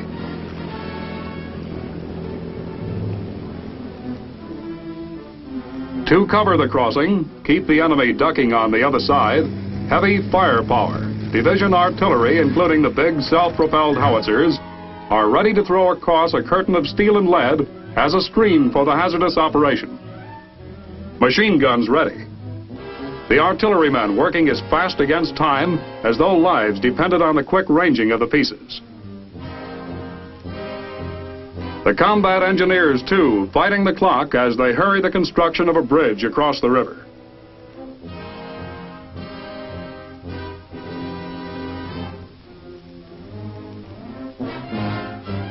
A bridge on floats that must sustain the thousands of tons of a division's armor.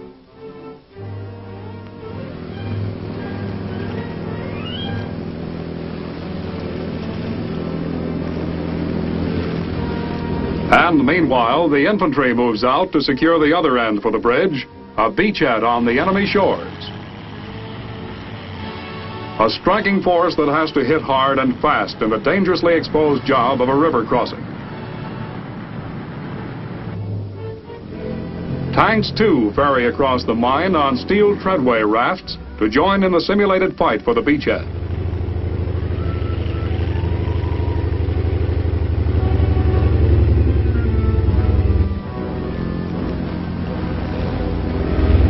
Armored support for the infantry to smash ahead where enemy resistance is most stubborn.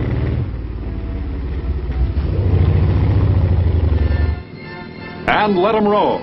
We did it before, and to make sure we can do it again if we have to, we're doing it right now in the strange shadow war we wage in Germany.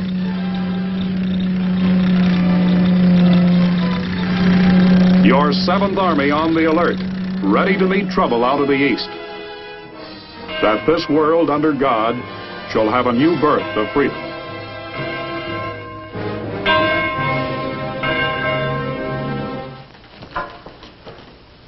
That's your 7th Army in Germany. An army devoted to discouraging a fight, but meanwhile building up a solid, stiff punch should it come. Next week on The Big Picture, it's firepower, the story of the artillery. A study of our great new atomic cannon. A look at the fantastic skysweeper designed to keep enemy aircraft out of our skies. Also, The Big Picture will show you how American artillery is employed in Korea. How and why we fire 10 shells for every one the communists fire at us. You're invited to be with us then. The Big Picture is a weekly television report to the nation on the activities of the Army at home and overseas. Produced by the Signal Corps Pictorial Center. presented by the U.S. Army in cooperation with this station. You can be an important part of the big picture. You can proudly serve with the best equipped, the best trained, the best fighting team in the world today, the United States Army.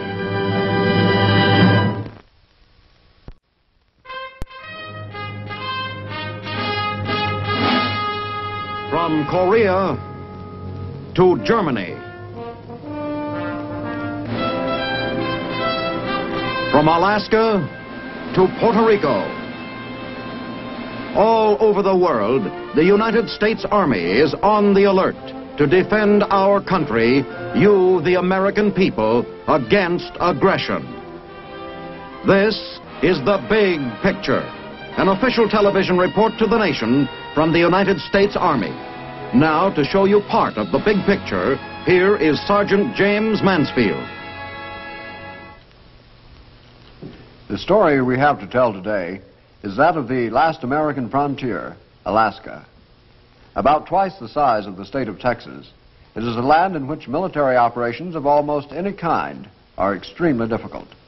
This is because of its barren tundras, towering peaks, and relentless winters, with temperatures dropping to 65 below.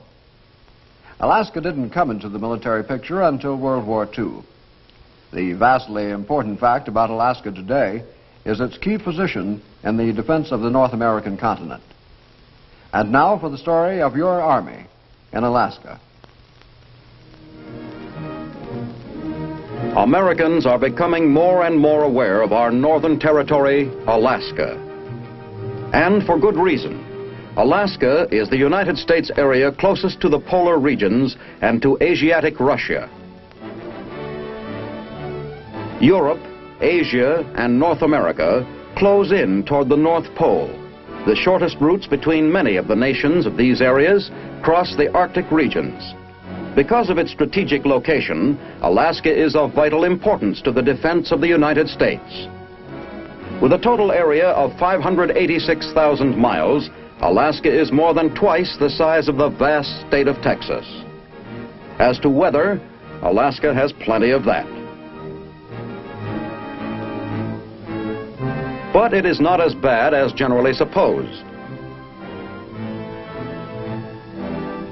Actually, the great northern land has every kind of climate except tropical. It may surprise you to know that a good part of Alaska is less cold in winter than such states as Montana, Wyoming, and North Dakota. Only in the most northern area of the territory do you find the desolate treeless plain known as the tundra.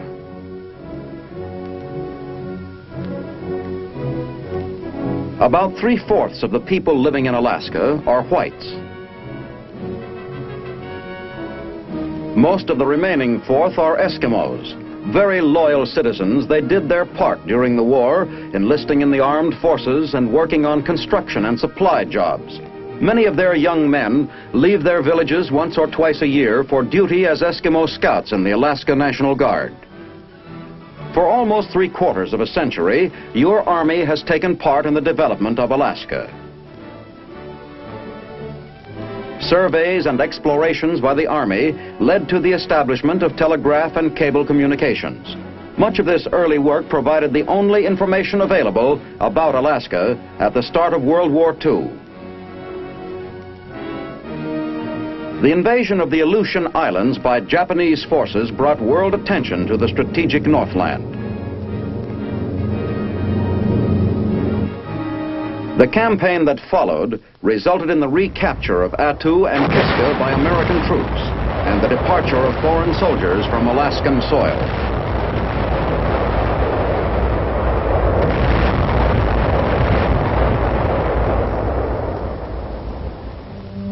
But the Aleutian Islands are not part of the present polar concept. The new theory is that he who controls the mainland controls Alaska. The heart of the mainland is the Anchorage-Fairbanks region, where our 3 principal military bases are located. Your Army's primary mission in the territory is ground and anti-aircraft defense. Because of its climate and terrain, this is a land in which military operations of almost any kind are extremely difficult. This makes thorough preparatory training in the States necessary for troops scheduled for duty in Alaska. These courses are held at Camp Carson, Colorado, and other sites.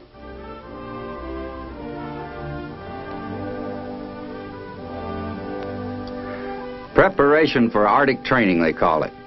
As far as I'm concerned, it's the real thing. By the time you're done, without ever setting foot outside the States, you feel like you've been through every frozen waste in Alaska. Bet you horn-toad this is a far cry from Texas, where I'm from. You start off with classes in Arctic tent pitching. Stick around, this is just the beginning.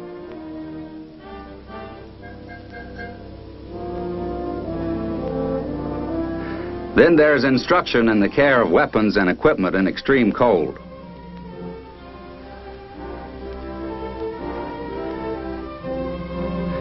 After that, you're ready for a few rounds of over-snow fighting. Your efficiency as a fighter is held down by the cold in your heavy clothing. But if the aggressor drops down on you in Alaska, he's up against the same thing.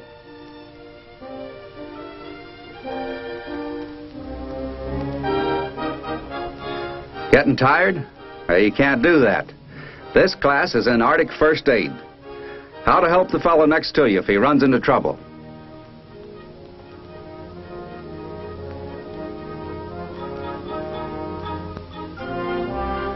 Now it's time to learn something about weather and snow characteristics, practical forestry, woodcraft, and other subjects that have to do with Arctic survival and mobility.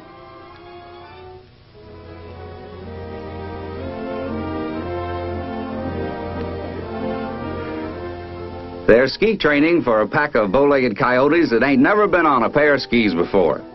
Who ever saw skis in Texas?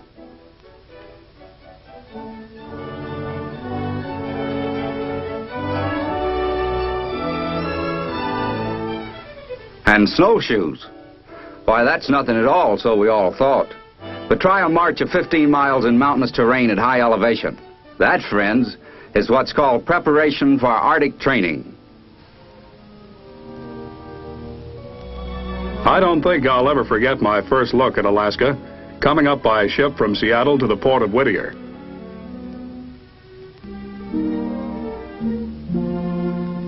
At the docks, you see families reunited as dependents arrive to take up residence with soldier husbands and fathers.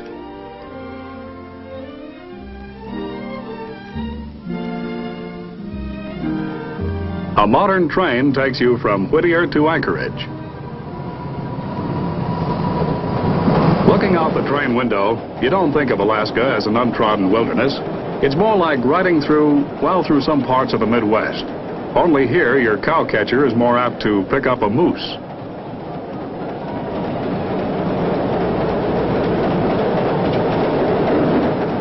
The communication lines, with every pole perfectly in place along the track, make you feel you're not so far from home after all. Before long, you're at Fort Richardson, being interviewed by classification and assignment teams. They say, hope your tour of duty here will be a happy one. And you kind of feel it will be at that. Regardless of the resemblance, these three fellows are not Signal Corps linemen. Although this brown bear will challenge any pole climber in the business. Now, without getting into any argument about how to get to the top and stay there, I'll state this simple fact.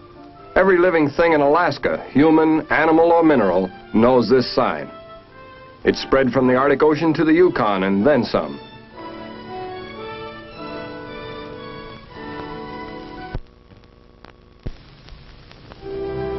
It's the job of the Alaska Communication System to span the great distances of our northern outpost, to link cities together with military installations, and provide contact with the outside world.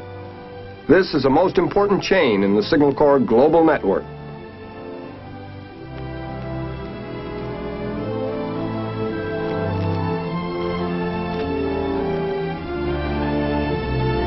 Back in 1900, Signal Corps pioneers started the Washington-Alaska military cable and telegraph system. Womcats for short. Among the Womcats was Lieutenant Billy Mitchell of the Signal Corps, later to be Champion of Air Power General Mitchell. He often described Alaska as the most strategic area on Earth. Despite his foresight, perhaps even Billy Mitchell would be surprised today if he could see this tremendous system of communication landlines overcoming the difficulties of terrain and climate, traversing the long stretches of wilderness.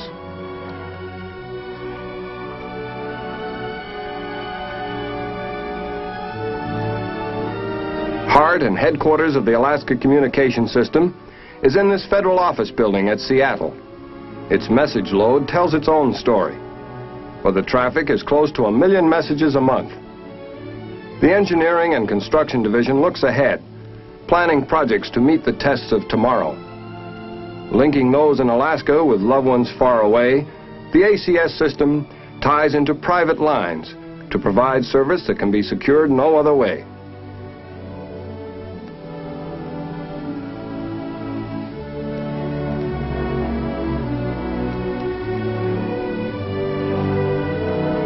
At headquarters, ACS makes it possible for representatives of the Army, Navy, and Air Force working together to reach every part of the Alaskan Command.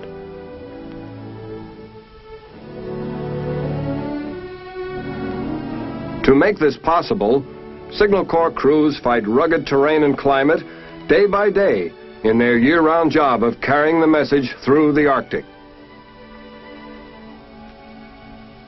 Snow-clad pines may be wonderful scenery, but only a headache to the isolated maintenance man, for whom winter means even more vigilance and inspection.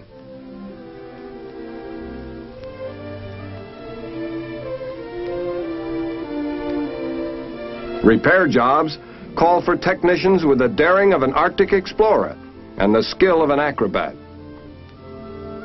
Oops, see what I mean? Even the sourdoughs, the few left of the old-time Klondike days, take Signal Corps miracles in stride. They walk up too and ask for the outside world in a hurry.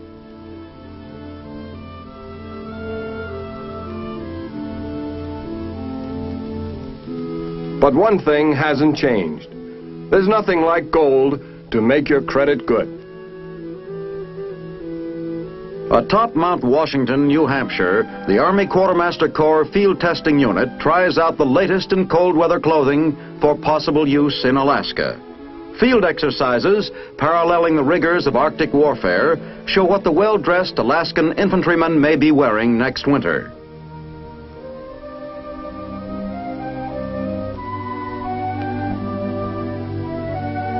These tests ensure the fighting man the best clothing and equipment to keep him warm and dry, even when it's 10 below. At its winter field site, the Quartermaster test team lives under actual Arctic conditions and continues its experiment with a new zero-weather zoot suit, the Cold Bar. Made from a non-absorbent plastic material, this outfit is both water and windproof. The Cold Bar suit is worn next to the skin and under standard field clothing.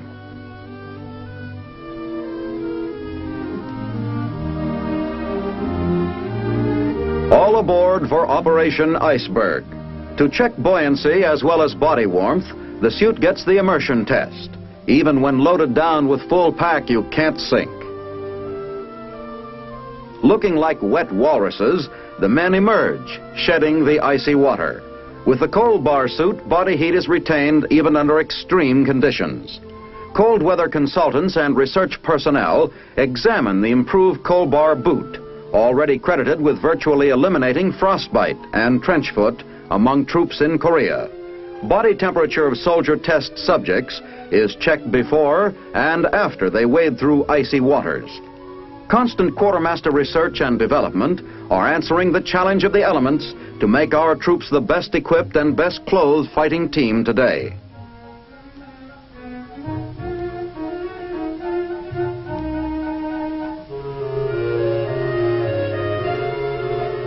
Proper use of snowshoes is one of the first training subjects at the Big Delta Arctic Center, Alaska, where indoctrination courses in winter warfare are given.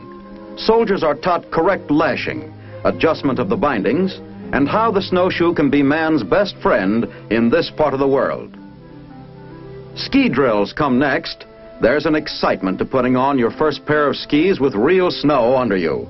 The instructor demonstrates how the glide is done, with the snow, not the legs bearing the weight of the ski. The emphasis here is on safety, for a broken arm or leg is the penalty an overenthusiastic tyro might have to pay. The step turn is a simple but important maneuver for men traveling in column. The kick turn looks easy as teacher does it, but beware, students. The herringbone is a fast but tiring method for climbing. The sidestep is less tiring, but he'll be a long time making the climb this way. The sidestep traverse is the perfect solution. Cross-country ski marches familiarize the men with handling skis under various types of terrain conditions. Much of the field training at the Arctic Indoctrination School is conducted during such cross-country marches as these. The survival of the soldier in the Arctic depends greatly upon his over-snow mobility on either skis or snowshoes. A floundering man cannot reach the battle area with enough energy to fight. Trainees get to know the Akio. This light plywood sled is patterned after those made by Alaskan Indians from hollowed logs. Packs are piled on to simulate equipment. The cross-country trip is broken for the men to gain experience in handling these sleds, which are used to haul supplies, and the Akio is pulled for the rest of the march. The mobility of ski-mounted troops can be greatly increased by towing behind motorized vehicles, particularly the Weasel. Speeds of up to 30 miles an hour can be maintained in this manner on a broken trail. Travel is slower, of course, on narrower paths through woods. The march comes to a halt at a bivouac area, where the trainees will get a taste of overnight life in the Arctic Open. Whenever possible, the bivouac area is located in timber. After supplies have arrived and have been checked and safely stored, then the next important step is to build campfires. The men are taught to lay a groundwork of green wood first to prevent the fire from sinking into the snow.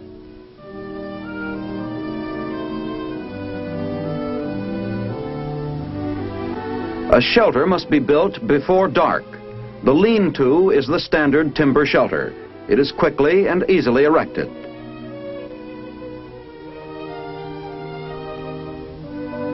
By now, the men have worked up their appetites. Cooking and eating under these conditions calls for improvising.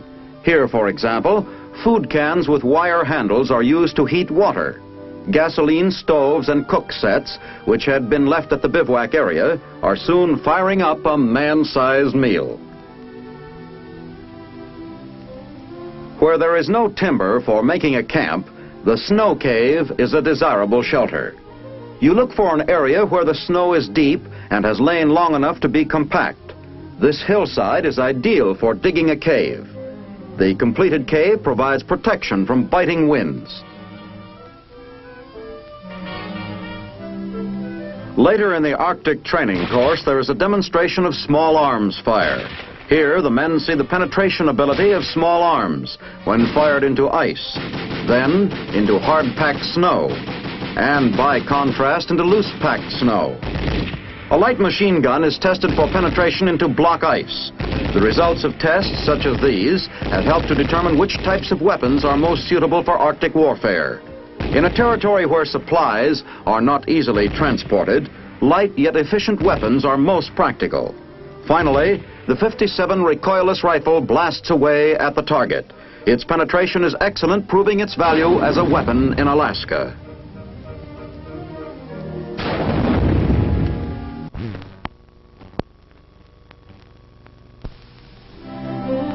Of all climatic conditions, cold is most unfriendly to man, and in time of war, the most difficult under which to function. When the right precautions are taken, however, the modern soldier can stay healthy and operate effectively in any kind of Arctic weather. Your Army is constantly gaining new information from tests made in the field and in the medical laboratory. In the north, perspiration causes trouble, it may freeze to form hoar frost, an icy deposit inside clothing. This carries heat away from the body and reduces the insulating value of clothing. The soldier learns various ways to dry damp clothing even without a fire. To avoid overheating, he is taught to open his clothes and remove excess garments before long periods of hard work. And, of course, to button up when he starts to cool off again. The danger of frostbite is a good reason for men operating in pairs in cold climates. Through the buddy system, early symptoms of frostbite can be detected and serious damage avoided. Keeping warm is the important thing. This means wearing extra pairs of wool socks. A second pair of lightweight trousers provides heat insulation.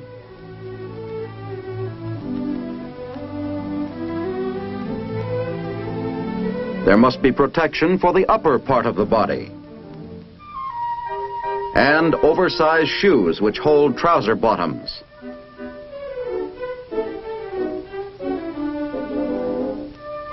Exposed parts must be protected too.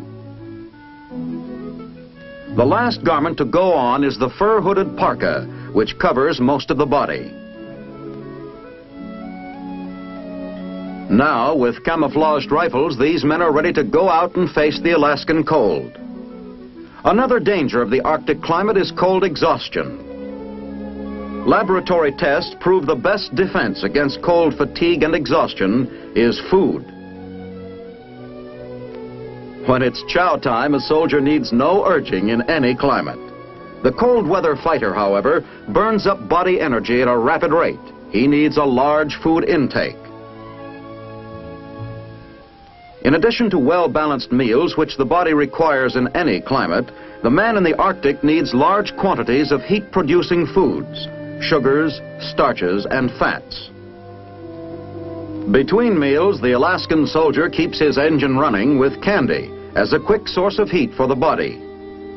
With knowledge of how to protect himself, the Arctic soldier can not only survive in the coldest extreme, but he can keep healthy and strong and be an efficient member of his organization.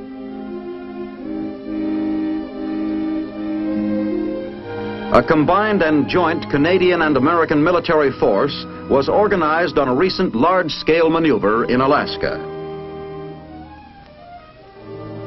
To start the exercise, Canadians quickly established a strong point covering the Alaska Highway.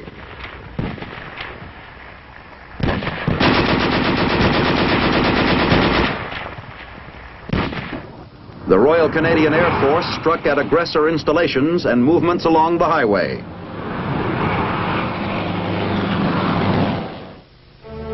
Back at headquarters, the chief umpire was informed of each new development. This is the nerve center for all activities, with reports coming in from all forces engaged in the maneuver. A running score is kept on the operations status boards.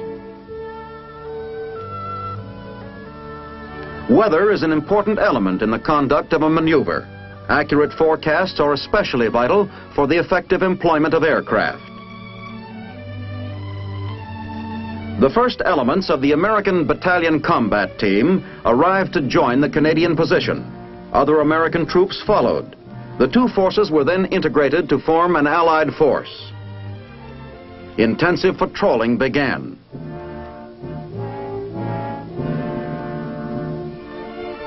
Prisoners were brought in for interrogation. As much as possible was learned about the disposition of the aggressor forces. On the evening of D+4, the combined assault on the aggressor position began, with repeated strafing and dive bombing attacks, and at the same time, a concentrated artillery barrage from Allied gun positions.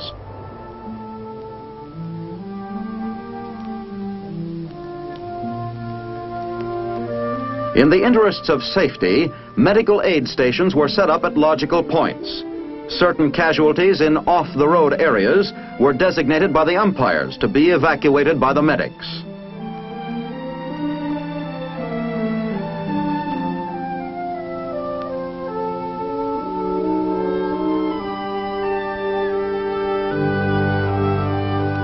Placed in special medical evacuation bags to keep them warm, they were loaded onto an Akio.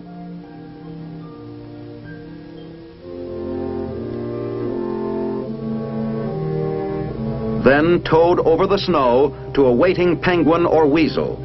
The weasel transported the supposedly wounded men to the road, where they could be transferred to an ambulance and finally carried back to an aid station. On the afternoon of D+6, a major attack was launched across the ice.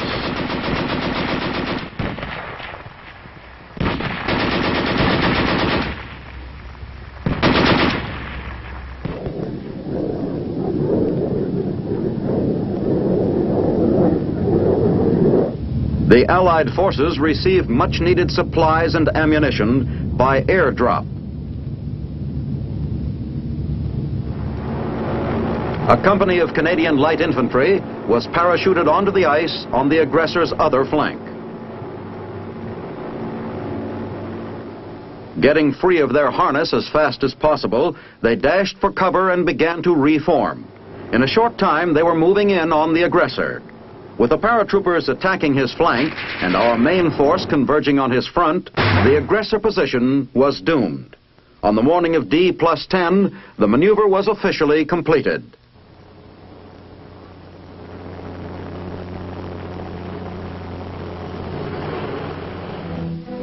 This exercise was not our first attempt to discover the secrets of fighting in the Arctic, and certainly not our last. For the men who took part in the exercise, an unreasoning fear of the North no longer exists. Your Army continues to learn more and more about how to train men so they can live and fight in the subarctic. In Alaska, as everywhere, American soldiers will always be the world's best prepared fighting men.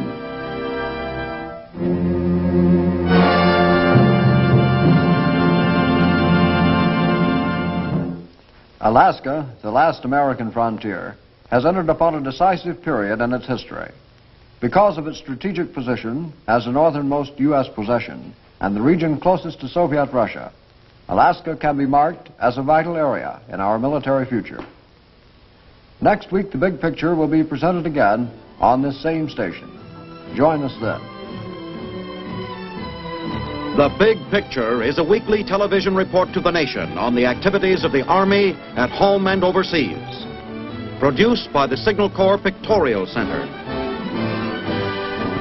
Presented by the U.S. Army in cooperation with this station. You can be an important part of the Big Picture. You can proudly serve with the best equipped, the best trained, the best fighting team in the world today, the United States Army.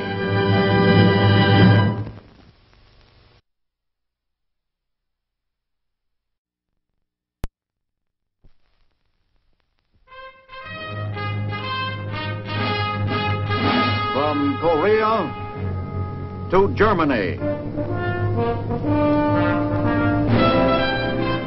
From Alaska to Puerto Rico. All over the world, the United States Army is on the alert to defend our country, you, the American people, against aggression. This is the Big Picture, an official television report to the nation from the United States Army. Now, to show you part of the Big Picture, here is Sergeant Stuart Queen. How do you do?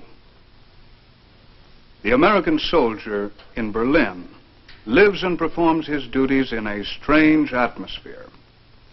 100 miles deep in the Soviet zone of Germany, along with his allies in the British and French sectors of Berlin, he defends the prestige and interests of democracy. While in the east sector of the city, the Russians and their puppet government plot and propagandize against us. Berlin, Germany is a city of monuments. Some of them a little worse for wear. But there are two monuments in Berlin erected since World War II. They're not just mementos either. They are symbols of an unfinished story, an unresolved conflict. One erected by a hard and bitter conqueror, whose foot remains on the throat of the fallen enemy, a shrine to the might of the naked bayonet.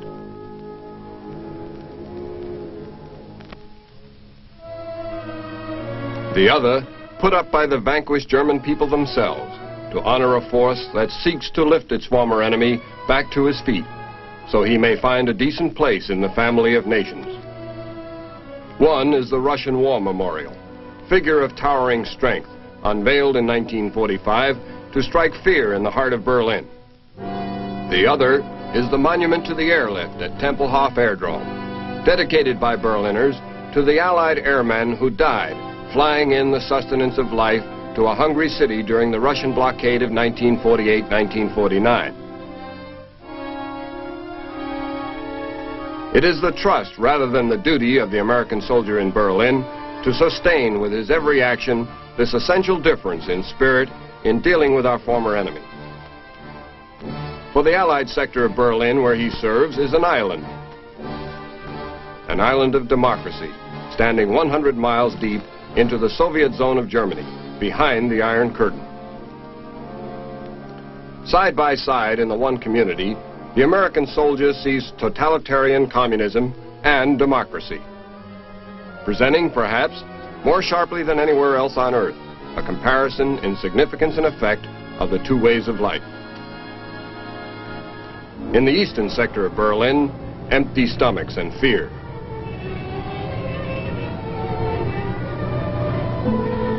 Hatred, to make men with stones stand up against Russian soldiers with tanks. In the western sectors, a free people rebuilding their part of a shattered city with hope and with faith in the future. But let's explore Berlin through the eyes of the soldier. Members of the American garrison, 6th Infantry Regiment, stationed here to uphold and protect U.S. interests. Like the private first class there, and the corporal. How about it, men? Corporal, how does it all hit you? Well, I'm seeing a lot I never dreamed about back home in Greenway, Arkansas. Off-duty hours, my buddy and I get around quite a bit. There's a lot of sightseeing to be done in Berlin, all kinds of interesting ruins. Like the Kaiser Wilhelm Church on Kurfürstendamm, built by Wilhelm II in memory of his granddaddy. Isn't much but a shell now. The Nazis used it like a fort at the end and it really got hurt. Almost all over Berlin there are ruined buildings. Rubble spilling out of the few walls that are still up. Together with the bombing the city took and the last-ditch fight when the Russians were moving in, a lot of it really got blown apart. Now this used to be a real swank section of town. A lot of the embassies of foreign nations located around here. That was our Italian embassy when Mussolini was a partner of Hitler. And that was our own embassy, the Embassy of the United States. Pretty badly beat up. And here we are at the Russian War Memorial over in the British sector.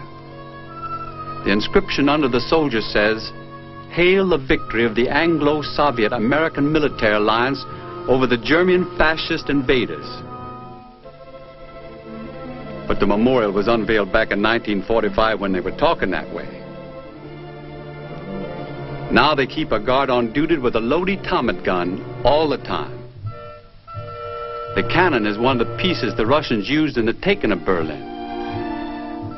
And that's the Reichstag in the back, built in 1894 for the Prussian Parliament. Funny thing, it wasn't hurt by the war. Hitler himself is supposed to have had it burned down back in 1933 so he could claim the communists did it and scare the people into giving him more power. Yep, ruins and more ruins in Berlin. But you notice something else after you've looked around for a while. The Berliners aren't beat. What won't stand up, they're hauling down and out of the rubble and the ruin, they're building themselves another city. A new Berlin.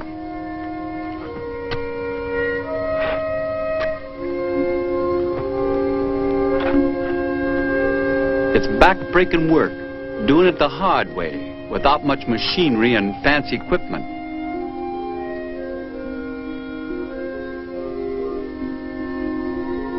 But there seems to be a kind of will to clear away the results of a terrible mistake and get going again anew.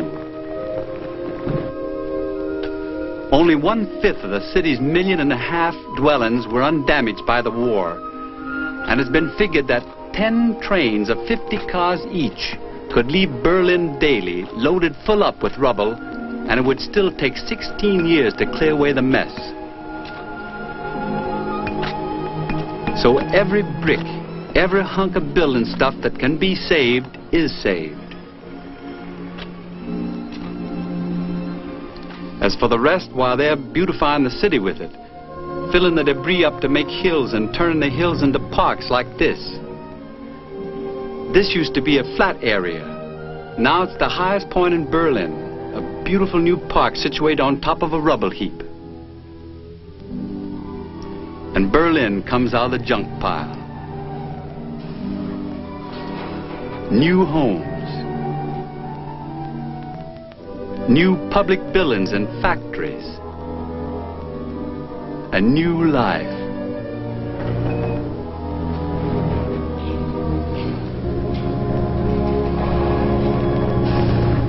And everywhere the same sign, informing free Berliners the USA is helping on the projects.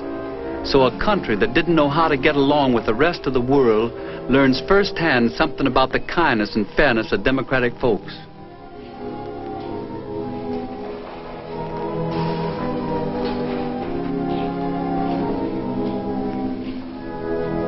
New houses for the homeless.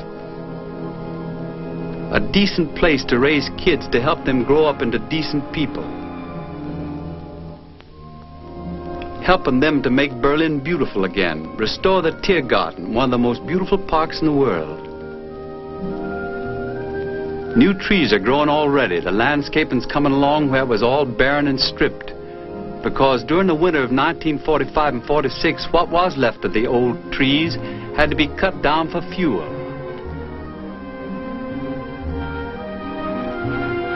Most of the new trees are gifts from German towns all over the Western Zone. And they're tearing down that memory from a nightmare up on the hill. That concrete structure there was a giant air shelter during the war, built to house 30,000 people.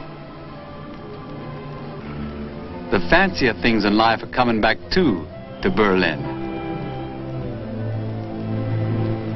Walk down First Dam and you'd think you were on 5th Avenue, New York City.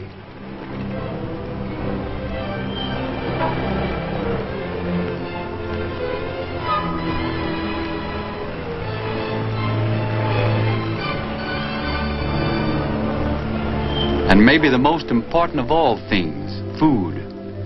The western sector of Berlin are eating good. Guess you know how much interest in democratic ways that's gotten from Soviet zone Germans. If you read about the food riots over on the other side of town where the communists are running things.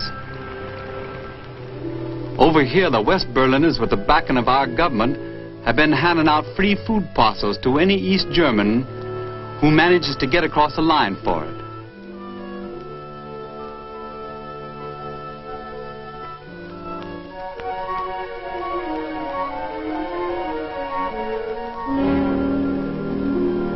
Thousands have risked their necks to bust through the Iron Curtain to take advantage of the offer. With the Russians stopping train service and doing everything else they can to keep the people in their zone from coming over for their free food. So it's bored a kind of peephole in the Iron Curtain, with the Germans in the Soviet zone getting a look at how much better off the western sectors are, and giving the world a look at just how bad things are in East Germany.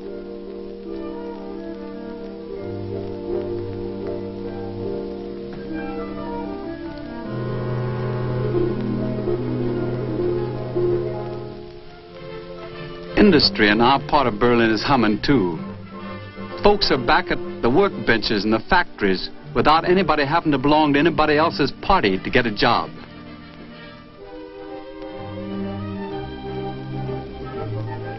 Production is on its way up to pre-war times, and that's in spite of anything the communists have been able to do to stop it.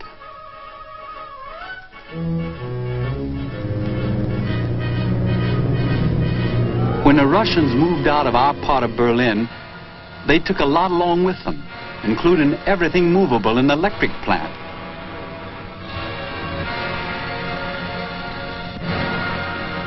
That meant no juice for industry or lighting, except what was supplied from East Berlin plants. That gave the communists the trump hand. But then with the help of the U.S., West Berliners went to work building up from practically scratch a new electric supply. Through the Marshall Plan, the United States supplied some of the necessary equipment. The rest was up to the Berliners.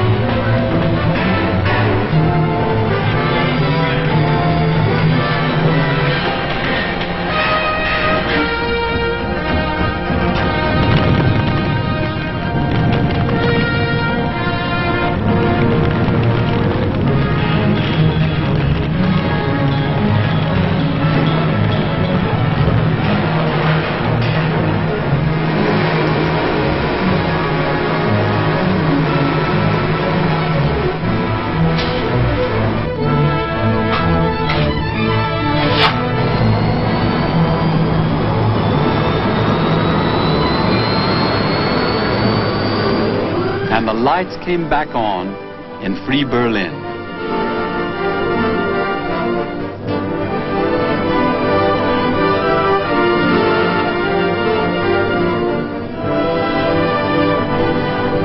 West Berliners are getting back to their cultural life too. The auditoriums that could be fixed up have been repaired, the movie halls altered, and concerts are a big thing in Berlin again. They've been doing some other kind of repairing also. Anti-Nazi musicians who were banned by Hitler are welcomed back, like the great composer Paul Hindemith there. Bisschen mehr, nicht zu sehr stoßen und mehr ins Porte gehen. Da ist ein Takt, da haben wir alle kein Crescendo gemacht. Nach 52, 1, 2, 3, 4, 5, 6, 7, 8. Takt nach 52 haben wir alle Crescendo. Herner, wenn Sie da raufkommen, vor 53, nicht alles ein bisschen breiter, gell? Alles aufs Breite hinspielen. Machen wir mal den Anfang. 2, 3.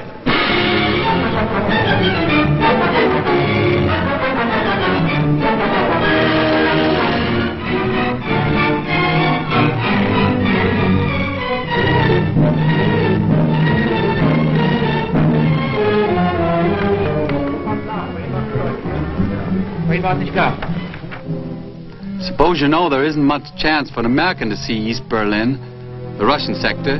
They've got most of their part of the city blockaded, going and coming. When things aren't too tense, though, a special trip is allowed to see what the Russians call the Garden of Remembrance. That lady there is supposed to represent Mother Russia. The whole memorial is in honor of Red soldiers killed in the fight for Berlin and was built by German labor working day and night for 18 months.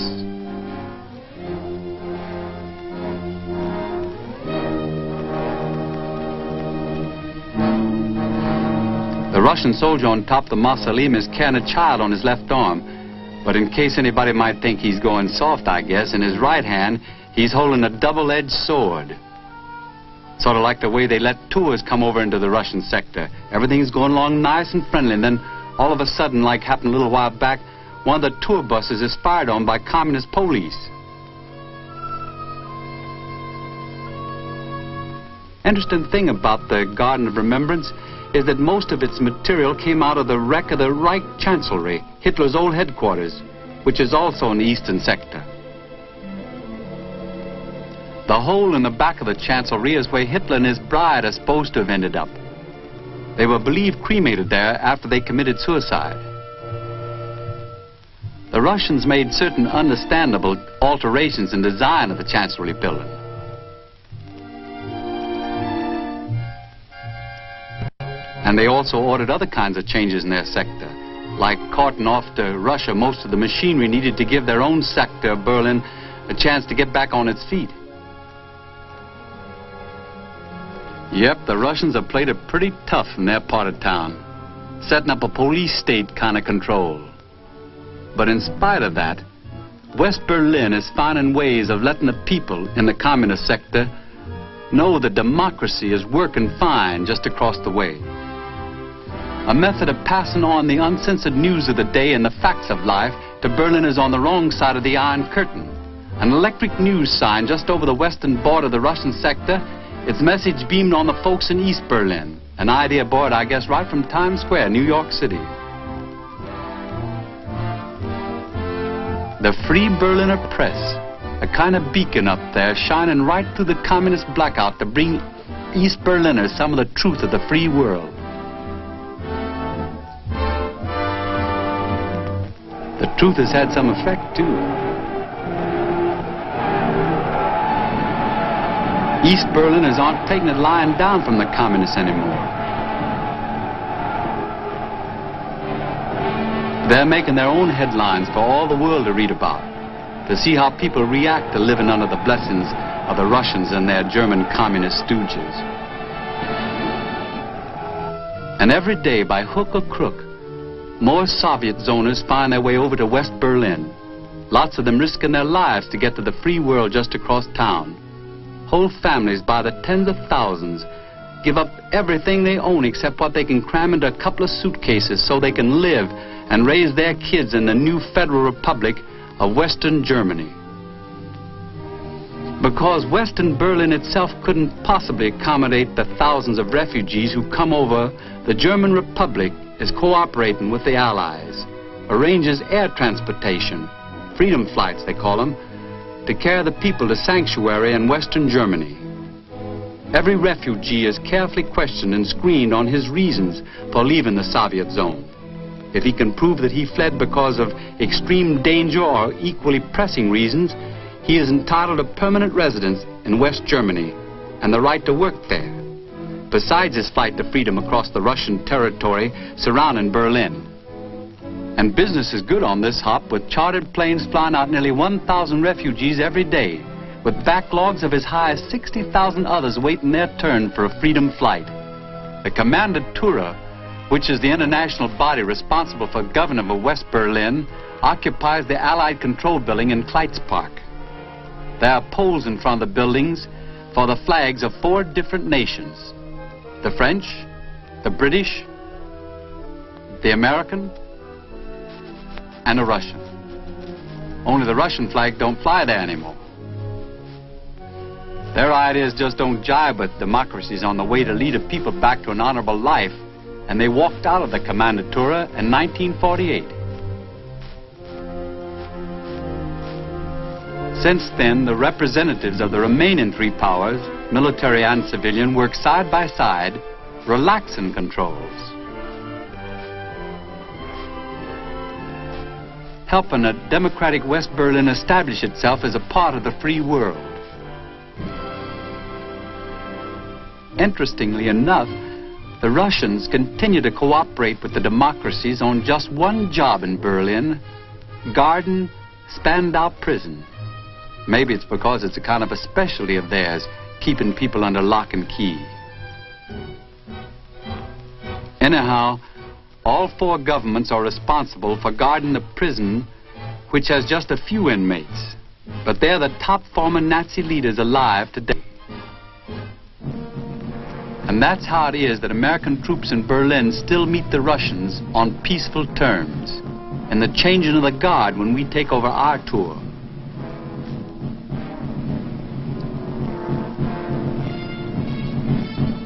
Yep, and there's even a handshake, according to the rules of military courtesy.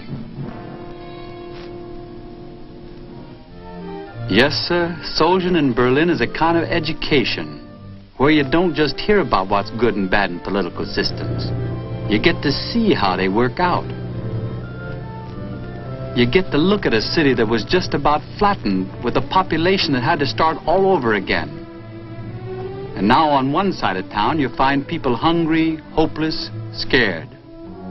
On our side, you see a great city again shaping up out of the ruins. Folks rebuilding it who have learned a lesson about freedom and who are ready to fight to keep it this time. Thinking about that, it feels pretty good to be a soldier here and know that you're helping them in that fight. Maybe that's one of the reasons we take our training activities as seriously as we do around here. Put that extra snap into everything to make ourselves better soldiers. Surrounded the way we are by the Red Army, we don't have a lot of space for field maneuvers, but we've still gotten pretty sharp working out in the Grunwald Forest, just outside of Berlin. Training a year round to keep us on our toes, ready for anything that might happen when and if it happens, with the knowledge that plenty can happen in Berlin, Germany, the hottest spot in Europe.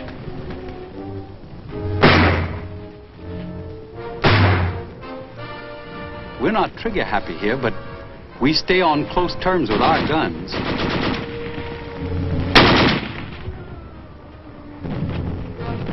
Bazookas, too. We want to get good with them.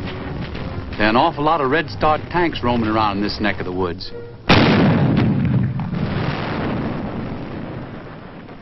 And if an emergency comes in Berlin, there's pretty likely to be civil disobedience and confusion.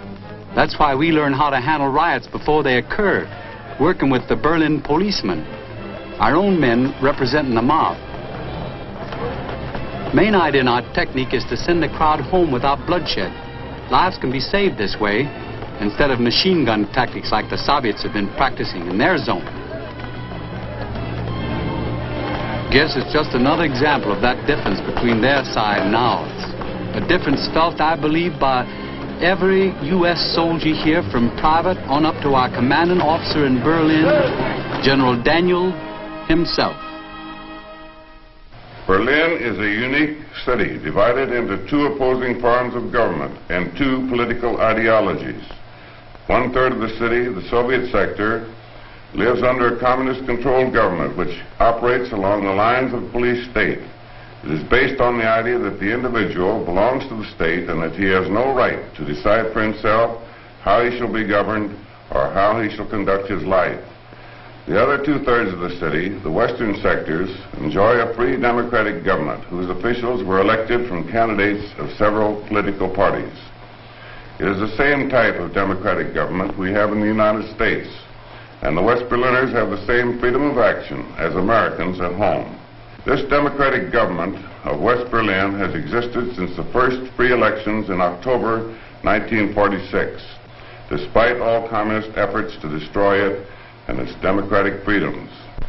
It has survived with the support and encouragement of American, British, and French agencies established by international agreement to help Germany toward recovery. The American troops under my command here in Berlin are to assure the security of the American agencies in their efforts to keep democracy alive in this outpost 100 miles behind the Iron Curtain. Our American soldiers and their British and French allies are here to show the world the democratic government can function under even the most adverse conditions. In short, our American troops are in Berlin for the following 4 reasons. First, to show the Berliners, our allies, and the communists the best soldiers in our army as peaceful representatives of a great democratic nation. Second, to protect United States lives and property in this city where our government maintains its lawful agencies in close proximity to unfriendly elements surrounding the city. Third, to help the West Berlin police to keep law and order, and if it should become necessary, to give them armed support against attack on civil authority. Fourth, to fight, if necessary, for United States rights in a free Berlin, which is in keeping with our government's pledge to keep the city free from any encroachment by hostile forces. German eyes turn to Berlin and see the picture you have seen. On one side of the city, hunger, fear, and brutal controls of the conqueror. On the other side, the West, a new Berlin building out of the rubble, and a free people have been given a chance to earn a decent future. It's the job of the American soldier and his allies in Berlin to defend that chance, to help them find an honorable place in the big picture. Now, this is Sergeant Stuart Queen inviting you to be with us next week for another story in the big picture.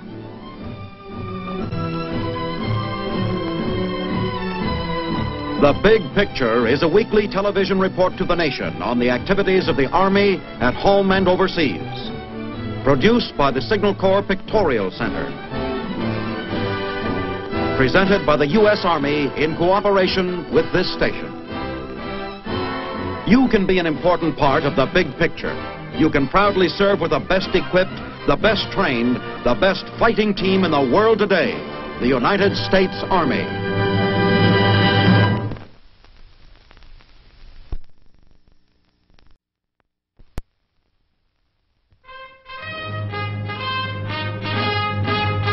From Korea to Germany. From Alaska to Puerto Rico. All over the world, the United States Army is on the alert to defend our country, you, the American people, against aggression. This is the Big Picture, an official television report to the nation from the United States Army. Now, to show you part of the big picture, here is Sergeant Stuart Queen. How do you do? A knowledge of terrain and battlefield conditions is essential to the military commander. That's why high ground plays an important part in battle. It enables the commander to see what is going on and direct his troops accordingly. This is one reason for the importance of Army aviation. It gives the commander his high ground whenever and wherever he needs it. When we say Army aviation, we do not mean the Air Force or even a separate air branch of the Army. Army aviation is an integral part of the ground forces. It consists of light, unarmed planes attached to units in the fighting zone, and its mission is strictly the direct aiding of ground fighting. Here on the big picture you will see some of the jobs that Army aviation performs in carrying out this mission. Army aviation has come a long way since the early days of World War II, when the few planes the Army had were used almost exclusively for artillery observation. Today, the Army has many types of aircraft. Light, versatile planes like this L-19 are standard equipment in most branches of the Army. They play an important part in the combat operations of all the ground forces. Here, an infantry commander checks the location of his L-19. A short distance away, his troops are attacking enemy positions. One of his companies is pinned down by enemy fire. They call for help. The commanding officer tells his aerial observer to locate the enemy gun.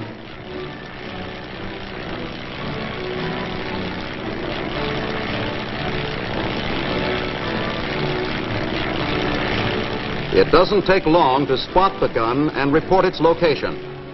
The commanding officer passes the information on to the artillery, and they go to work.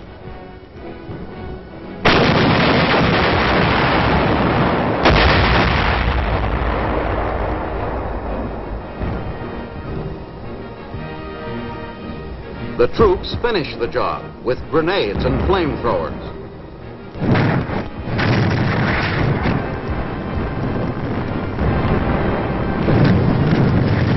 It's results like this that have sold the Army on and convinced them of the important part Army aviation can play in ground fighting.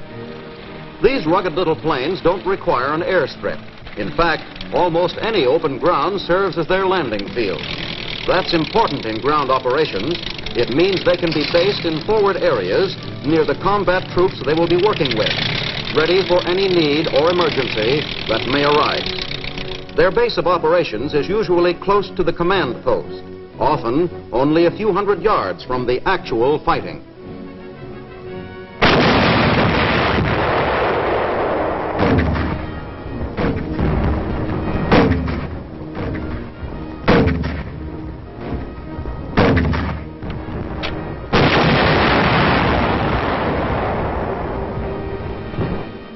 The pilot and the aerial observer are both familiar with the problems of ground fighting, and the commander uses them to help gather the information he needs to plan his operations.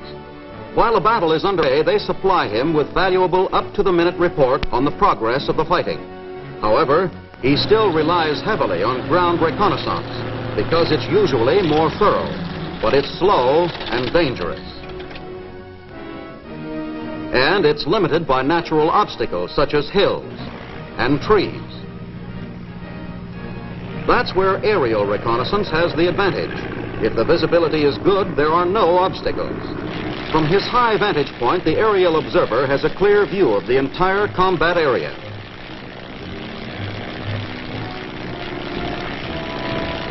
In the air, the observer serves as the eyes of the ground commander, watching and reporting any sign of enemy activity. Whatever their mission may be, the pilot and the observer, working as a team, accomplish it in a fraction of the time it would ordinarily take. The observer spots a bridge that the enemy failed to destroy. He can't determine its strength or capacity from the air, but he reports it. If it turns out to be important, the commanding officer will have the bridge carefully checked by ground reconnaissance. Flying on, the observer continues his appraisal of the road network. He's traveling at better than a mile a minute, but he can judge the condition of the road and estimate the traffic it will carry. Further on, he spots a roadblock on one of the routes his unit is planning to use. He locates it on the map and reports it. The information is passed on in time to warn a scouting party in the area. They'll take a new route now, one that's been carefully checked from the air.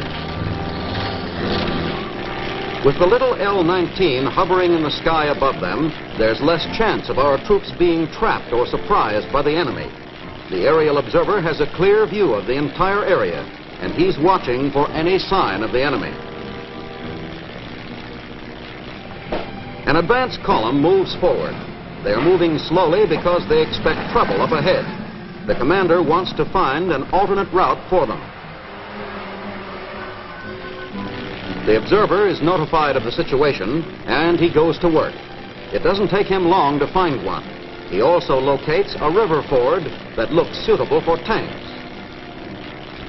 He lays out the new route, locates it on the map, and notifies the commanding officer. The commanding officer checks the route and decides to try it. He relays the information to his advance column. The column heads for the river. They reach the ford and cross without losing valuable time and without delaying the advance. When the need arises for the commander to join one of his forward elements, he can do it quickly and easily, and without the serious loss of time, by using an Army plane. Today's Army is a mechanized and highly mobile one. It has to be. Speed is important, and battles are being fought on increasingly large fronts. Today, relatively small combat units guard and patrol areas that once would have required forces many times their size. The control and direction of these widely scattered combat units could be a serious problem to the ground commander. The fact that it is not is a tribute to the part played by Army aviation. Often, the detailed information a commander requires may only be obtained from the study of aerial photographs. With the expansion of Army aviation, he now has both the equipment and personnel under his command to take and process photographs immediately. Ordinarily, it would have taken days to get them.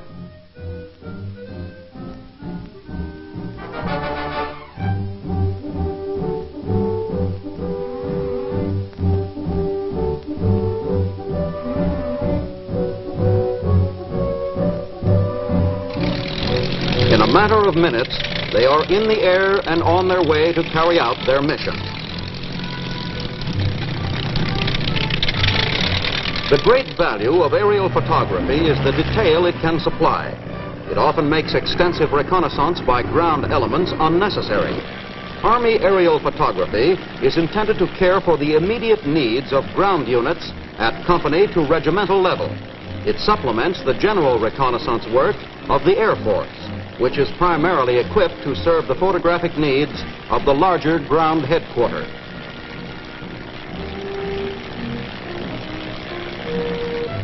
When the mission is completed, the film is dropped near a portable field laboratory in the combat area. Here, it will be developed and printed and quickly delivered to the command post which is located nearby.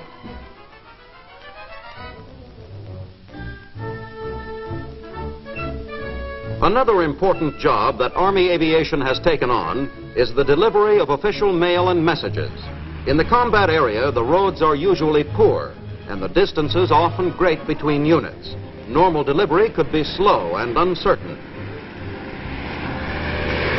Over terrain like this, it would be virtually impossible. But it's no problem for the little hedge-hopping Army planes. They make their deliveries with ease and speed. Speed is particularly important when the normal means of communication, such as radio or telephone, break down or are not available.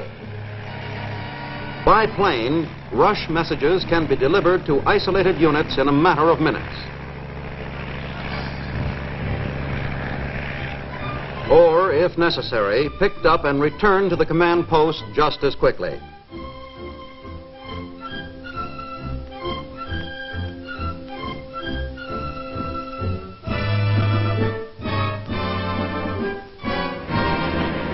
The panels on the ground guide the pilot in for the air pickup.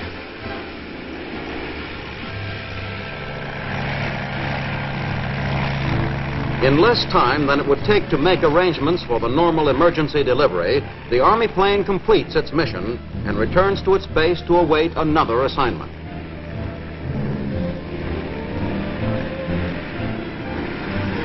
Since light aircraft have become an integral part of the ground forces, they've been tried at many new jobs. One of these is wire laying. Laying miles of telephone wire over wild and trackless terrain is a tough job, or at least it was before someone got the idea of trying to do it by plane.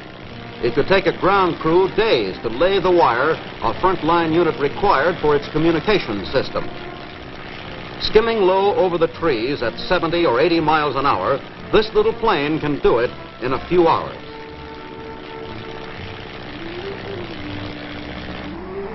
Supply by air has always been the job of the Air Force. However, if one of his units is suddenly cut off or isolated and in need of supplies, the ground commander can use his own planes to take care of them.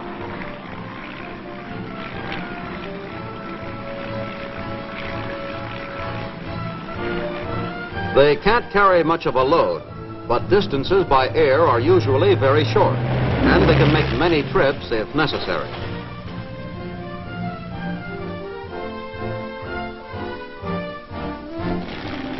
In areas up north where snow, ice, and severe cold make vehicles practically useless, supply is a critical problem for a combat unit. Large areas have to be patrolled on foot, and the troops must carry their own supplies. Or at least they would if it were not for the Army plane and its regular drops of food, ammunition, and other essentials.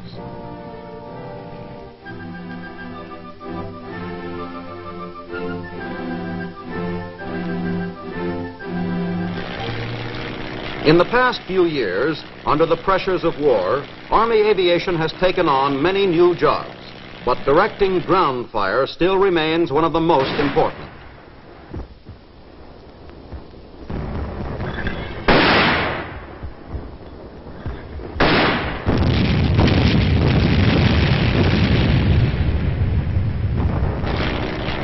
Here, the aerial observer directs the mortar fire on enemy positions that can't be seen from the ground.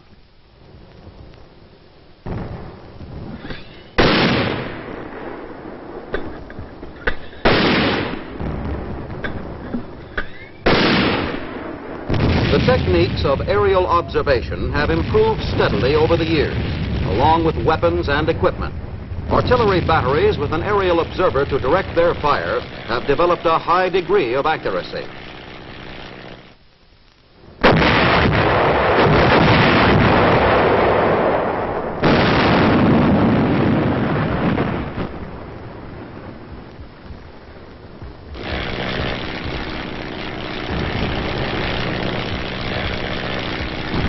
Here's an example of the pinpoint accuracy they achieve from several miles away.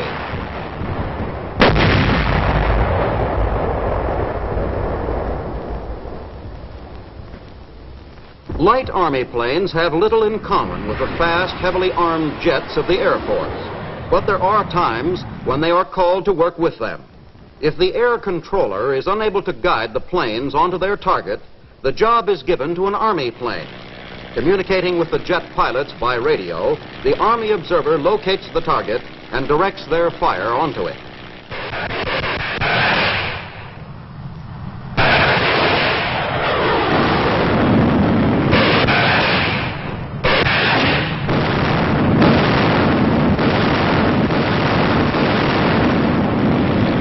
When they miss, he helps them correct their point of attack.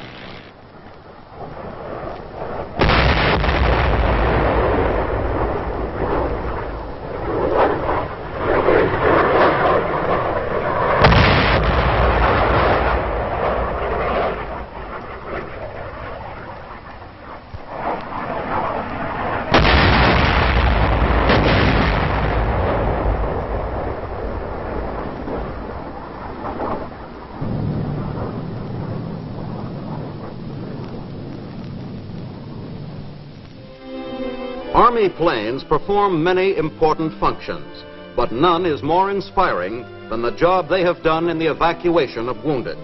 Their prompt and speedy evacuation of casualties from frontline positions to hospitals in the rear saved thousands of lives.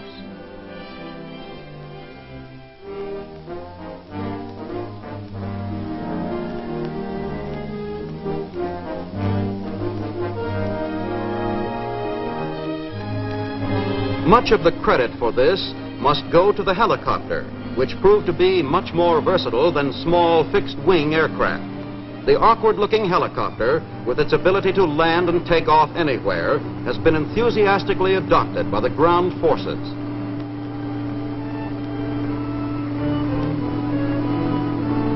It is already responsible for many changes in ground fighting, and it may well turn out to be the most important development to come out of the Korean War.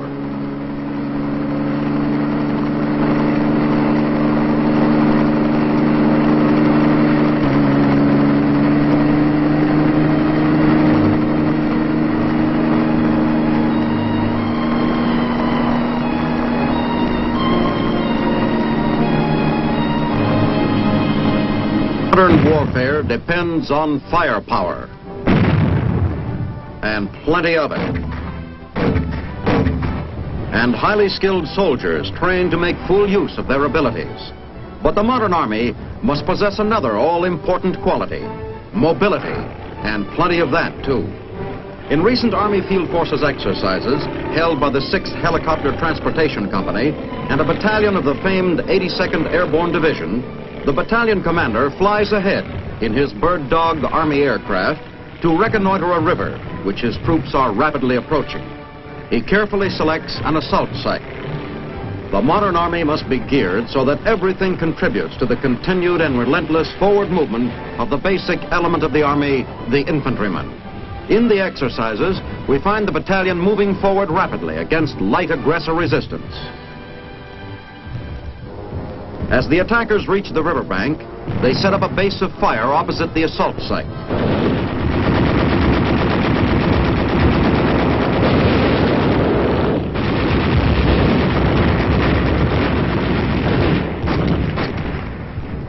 Simultaneously, a preparatory barrage of artillery fire is laid down on the aggressor-held shore.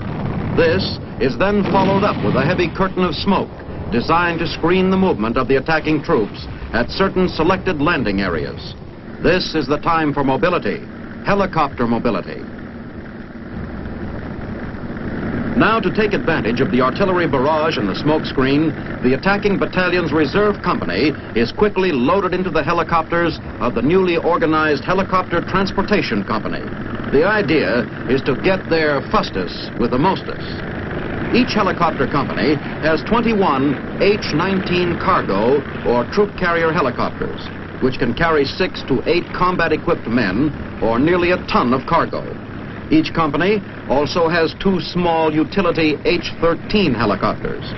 The chief purpose of these aerial trucks is to augment the traditional ground transportation system, which once again proves that armies need not be chained to the ground.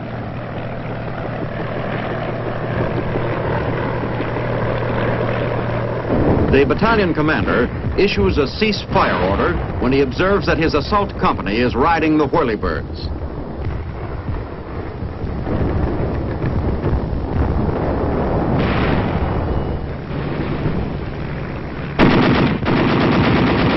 Yep, chum, they're ours. Part of the Army's equipment designed to do everything possible to assist the combat man.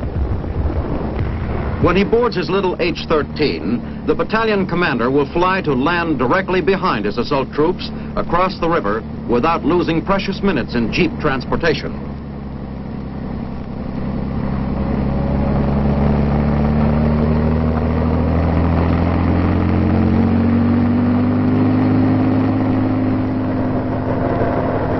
Here they come.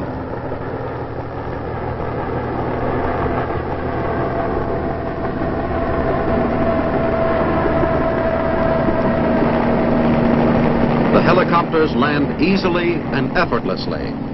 The first men out are engineers to help build a bridge crossing, followed closely by the assault infantrymen who pile out ready for action.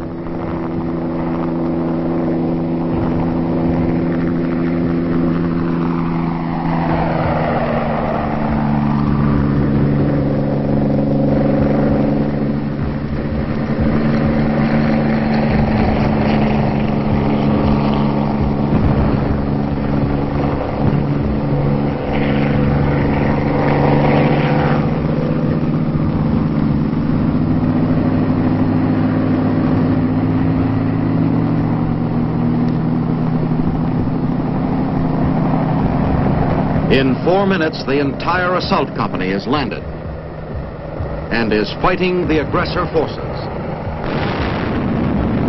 Screened from aggressor observation by a heavy curtain of smoke, the troops advance to rout the aggressor forces.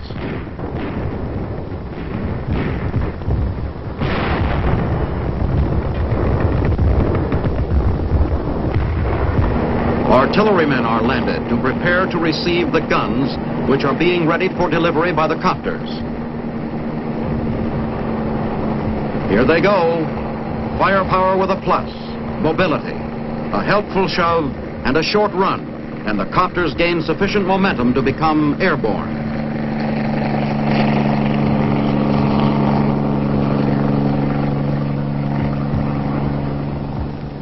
Now, with the way prepared by the assault company, which has pushed the aggressor forces back, part of the battalion moves down to the riverbank and prepares to cross.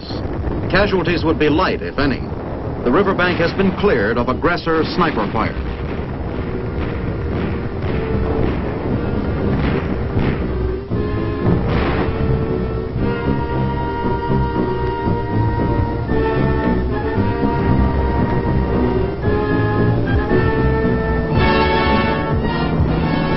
Here comes the firepower.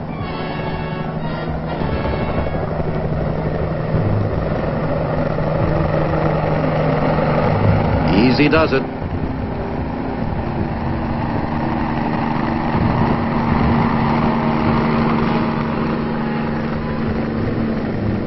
As a training measure in these Army Field Forces exercises, part of the battalion prepares to cross the river in engineer assault boats.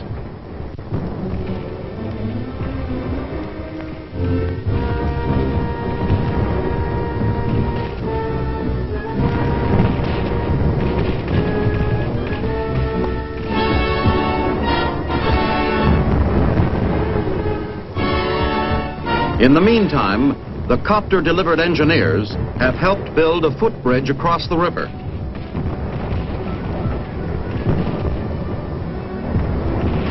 After the artillery lays down a protective barrage of fire to cover the crossing,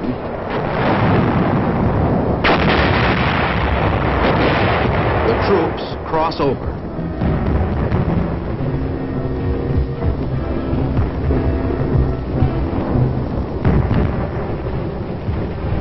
The modern infantryman has to be able to move not only on foot, but in the air and in boats. Up and back the copters go. The assault mission completed, the copters shift gears and shuttle back to the rear supply areas to go into logistical support of the men on the ground. The remainder of the battalion then pushes across the river. They continue the momentum initiated by the copters as they land on the opposite side of the river.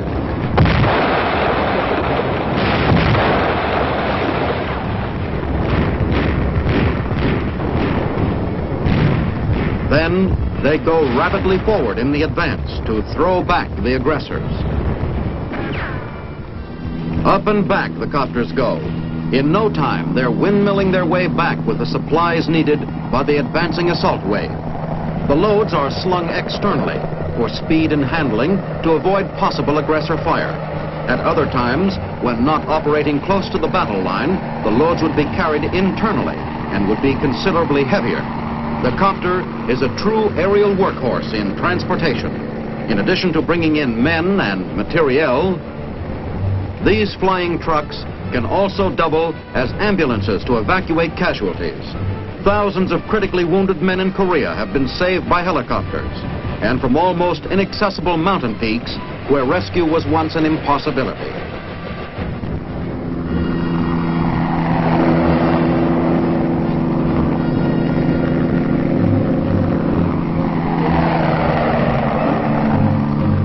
Now, the beachhead has been firmly established, this time with a heavier bridge which can support tanks, heavy artillery, and more men.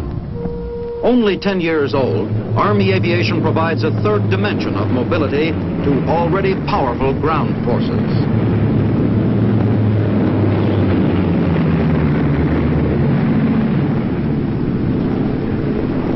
Slow, odd-looking, yes. But what a job the helicopter can do. It can do the rough job, the tough job. It can hover like a bird. It can really land on a dime. It can even fly backwards. It can contribute spectacularly to making the American Army a highly mobile, powerful force in an already fast-moving world.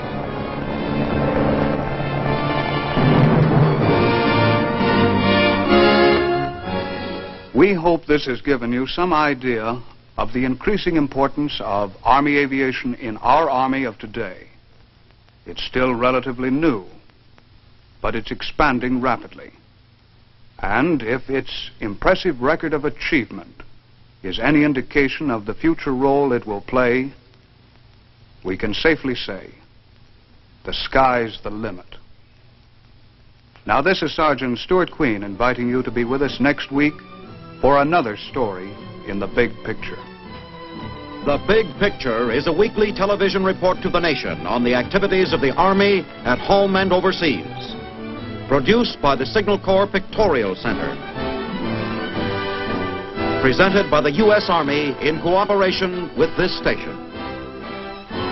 You can be an important part of the Big Picture. You can proudly serve with the best equipped, the best trained, the best fighting team in the world today, the United States Army.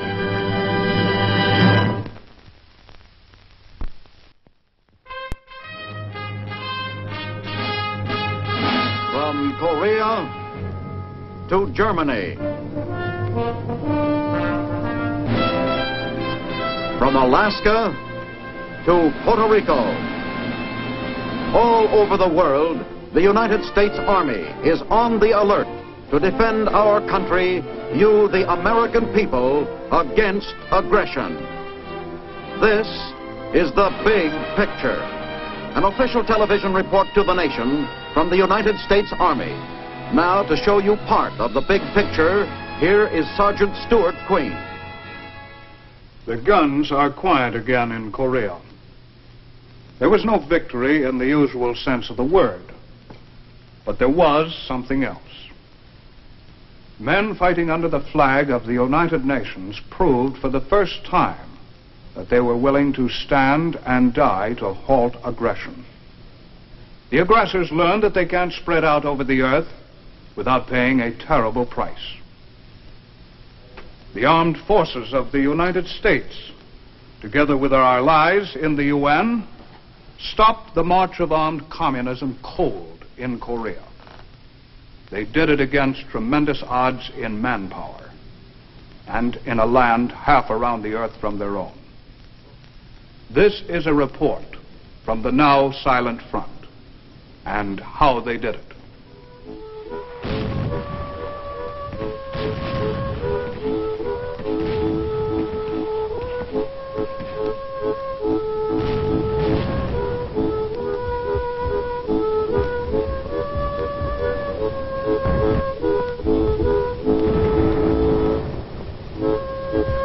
This is the hill.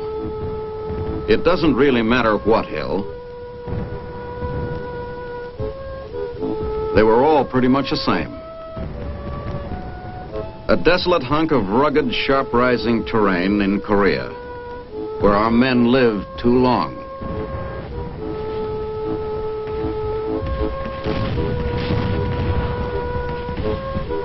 Or maybe died too soon. What was it like toward the end?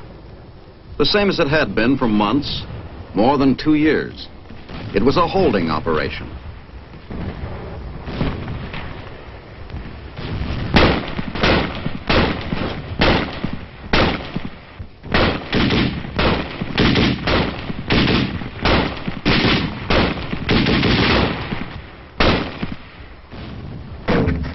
Probably the last spot on Earth they wanted to be, that hill. But nobody was going to push them off it. It was danger, patrol, 9, 10, 20 men going out to contact the enemy. 9, 10, 20 men coming back. Because the deal was you all came back or none of you did, whichever way the ball bounced. It was boredom, digging the trenches deeper, piling the sandbags higher, thicker. With just about the biggest thing in a man's life, mail call.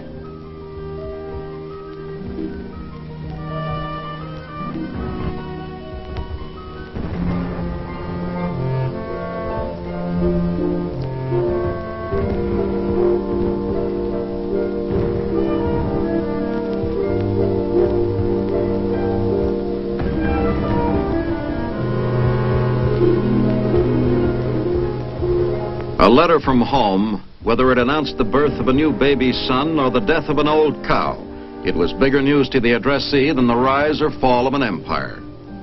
But mostly, toward the end, it was waiting. Not too much happening, killing time maybe, but trying to make sure time didn't kill you. A big picture reporter checked into that at a hill command post. Good, okay? Okay, sir. Yeah. How's things going out there, Ronnie?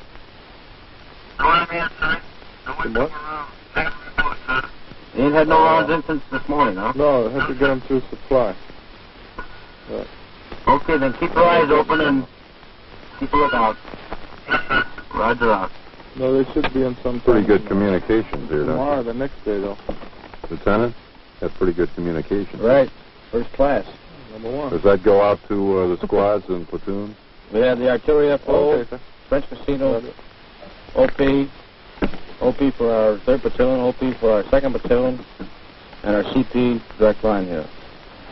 We have radio communication direct to all rifle platoons and OPs, and telephone communications directly to all rifle platoons. Pretty busy up here last night? Oh, they had us going a little bit, but pretty quiet. How much sleep did you get? About 4 hours sleep. Is that an average? About average. How do you stay awake?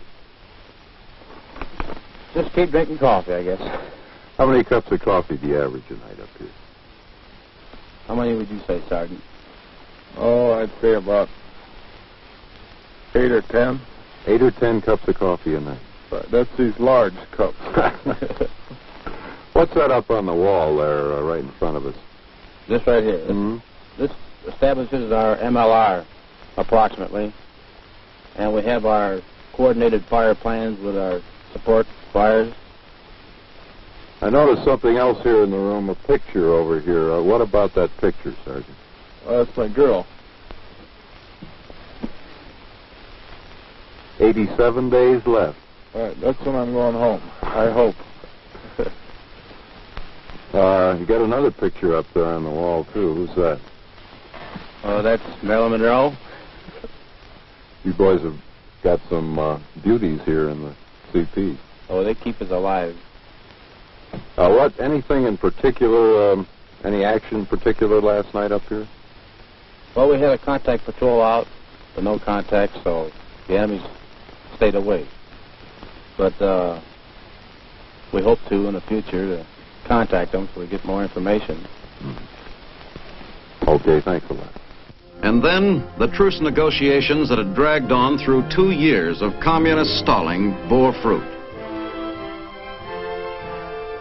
The enemy finally agreed to a ceasefire. July 27th, 1953, General Mark Clark signed for the United Nations.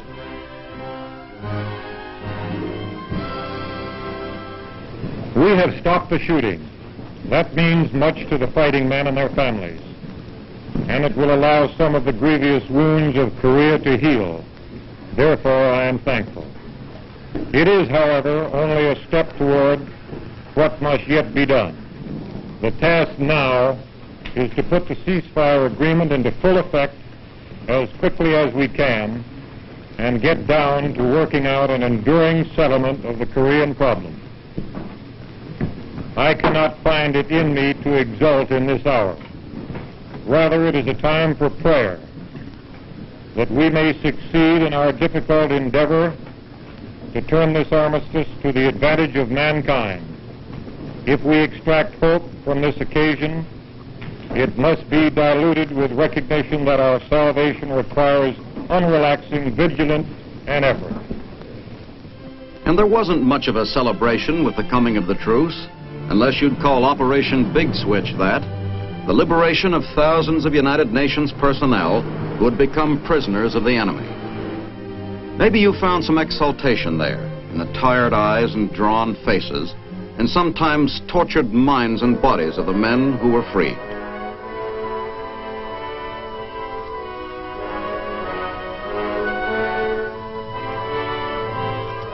A lot of them told their stories before going on to medical treatment and home. In the roadblock at Connery on the night of November 30th, there was a sharp engagement, and I was to bring in the administrative trains. We never did get through. And after we abandoned vehicles, we started out on foot to walk through. My name is Major John Dowager, Richmond, California.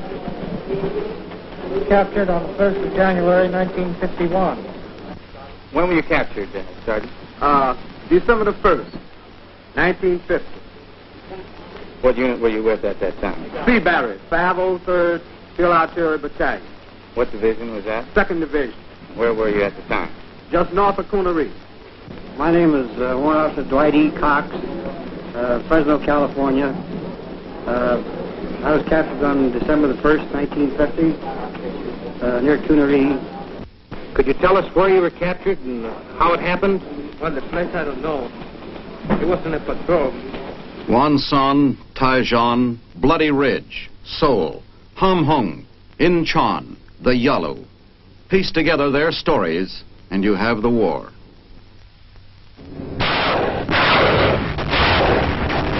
I'm a fighter pilot. We got in there first. Same day the UN called for help in South Korea. Together with bombers stationed in Japan, we helped slow them down a bit, till ground troops could hustle over to Korea.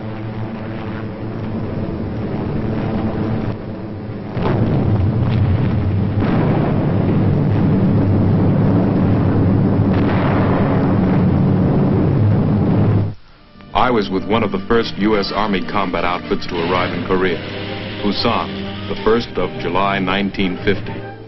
We hardly took time out for coffee before we were on the road, headed for action.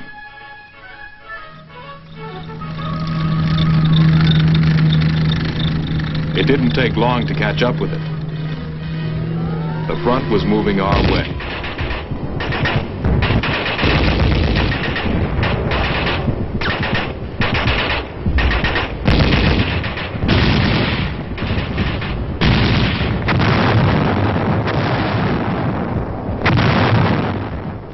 It didn't take us long either to find who had armed the Reds. Captured tanks, vehicles, guns, made in Russia.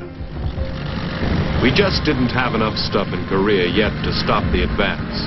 But after they overran us at Osan, we moved on to reinforce the key city, Daejeon, to try to hold its defenses. Stall for time.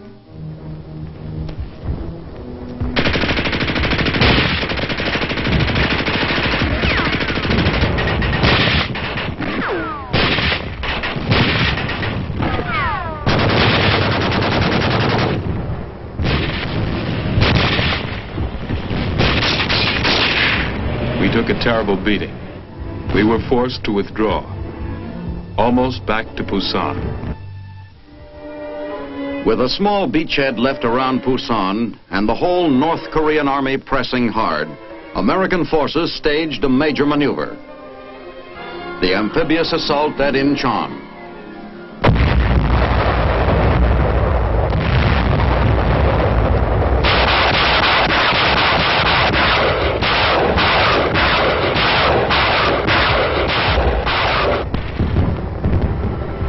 I was there at Incheon.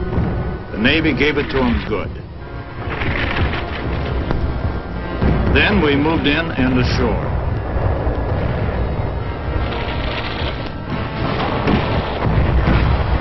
There wasn't too much left to argue with. We caught the enemy there almost completely by surprise.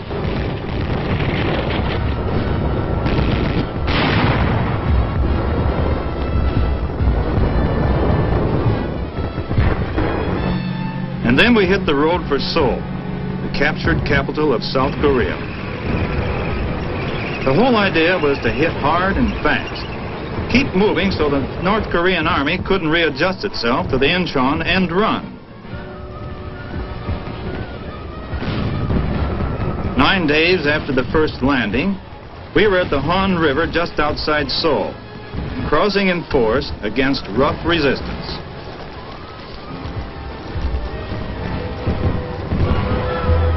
We approached the city from three sides.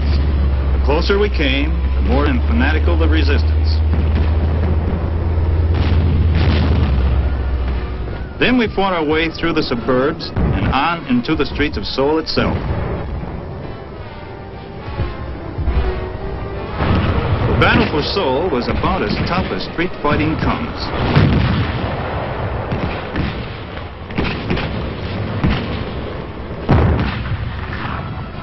We had to blast them out from barricades, the tops of roofs, and basements. But just 11 days after we landed at Incheon, we finished up the liberation of Seoul. After Seoul, we linked up with forces that pushed all the way from Busan. Then we headed north along the coast. It was hard going at first. The enemy was stubborn.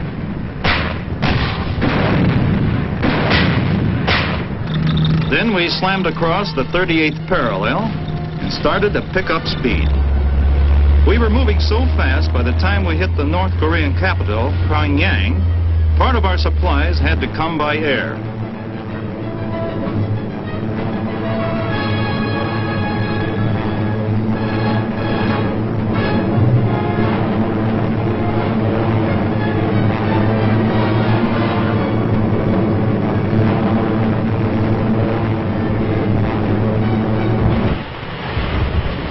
The Communist army that had driven across the 38th parallel less than 5 months before was just about smashed, and we shoved right onto the Yalu River, borderline between Red North Korea and Manchuria in Red China.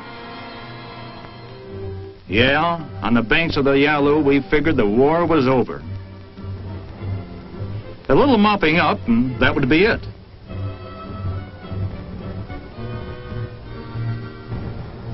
The Korean prisoners we rounded up seemed to think so too.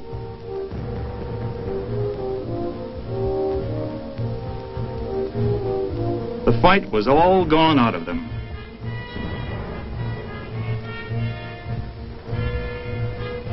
Yeah, we even had a Thanksgiving dinner flown up to us.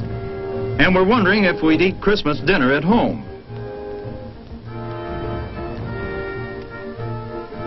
Then, a whole new war started. The Chinese struck from Manchuria, about 250,000 of them. Withdrawal. We had to pull out. The troops on the eastern flank, around the Changchin Reservoir, headed back for the seaport of Hungnam.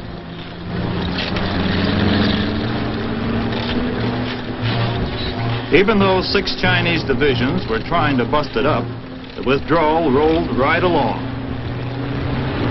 One Marine Corps commander kind of set it for all of us when he commented, "Retreat, hell, we're just attacking in the opposite direction." And the evacuation at Ham Hong went off like clockwork, with an iron ring holding off the enemy around the perimeter of the port. 105,000 troops and 91,000 civilian refugees were taken off.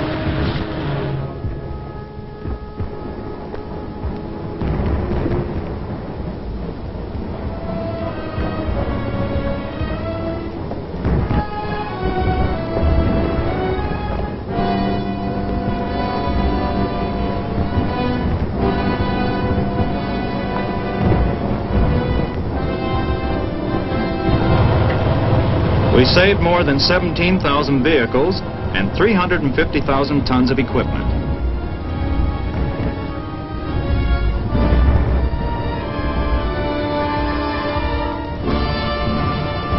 And while we were at it, we weren't leaving anything usable to the enemy.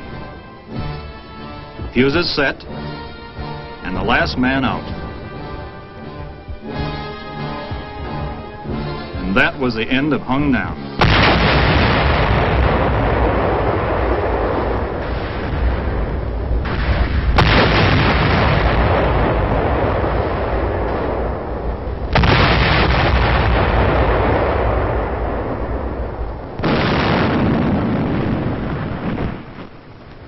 Falling back of the 8th Army from the western sector of the front was another masterpiece of withdrawal.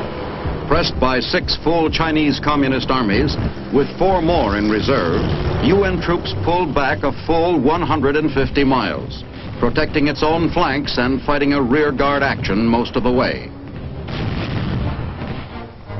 Across the Chongchon River from Unsan to Kunuri, a lot of heartbreaking miles, and going the wrong way. Pakchong to Suncheon, Suncheon to Pyongyang, falling back past the Red Korean capital over hard-won ground. An exhausted army, but an unbeaten one. It held together through one of the longest sustained withdrawals in history.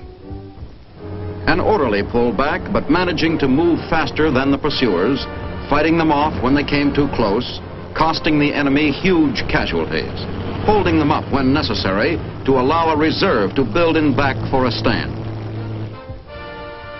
And they burned their bridges behind them.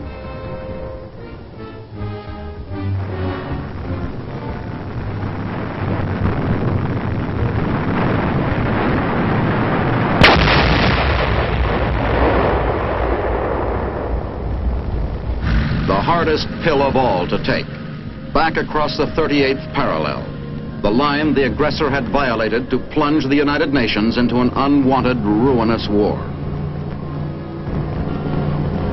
Seoul, the capital of a free Korea, evacuated in the path of the enemy, bringing further tragedy to a stricken people who only wanted their liberty and peace.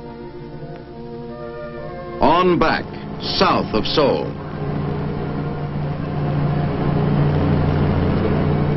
And then, with the threat of being swept from all of Korea, the UN forces faced around at Wonju. The long withdrawal was over. The enemy had failed to turn it into a rout. and our army had escaped from the trap in fighting shape. Mines, guns, armor to make a stand. They took everything the enemy had to throw at them, and then they were ready to hit back. The middle of February 1951. Counteroffensive.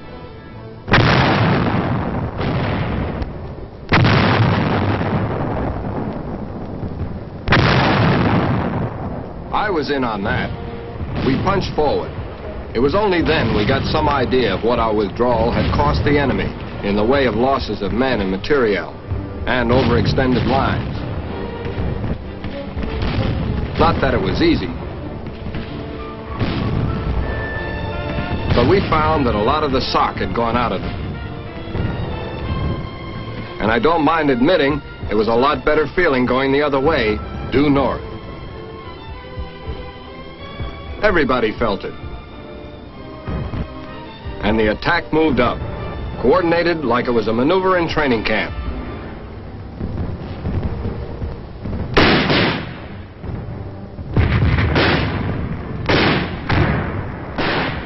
Ground-air liaison, they used to call this back in the training manuals.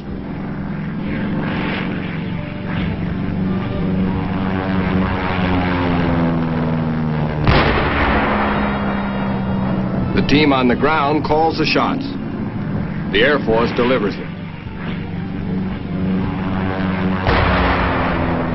And it worked just fine. The artillery gave it to them round the clock.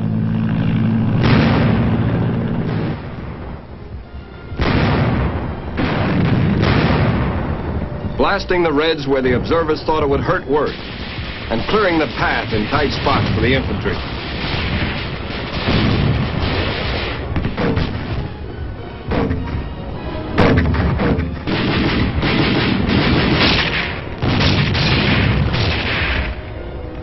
By the end of March '51, we were back across the parallel and retaking our positions in the hills north of Seoul.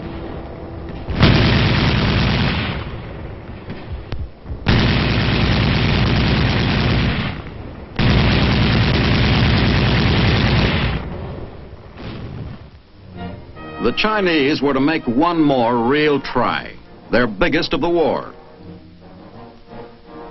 April 22, 1951, 21 Red armies hit the UN positions, 630,000 men against our 230,000. They had announced on the radio that they were going to take Seoul back, and in the face-saving way of the Orient, that literally meant to do it or die. They came at our troops with blaring bugles in human waves, regardless of cost. No force on earth could have withstood that initial shock.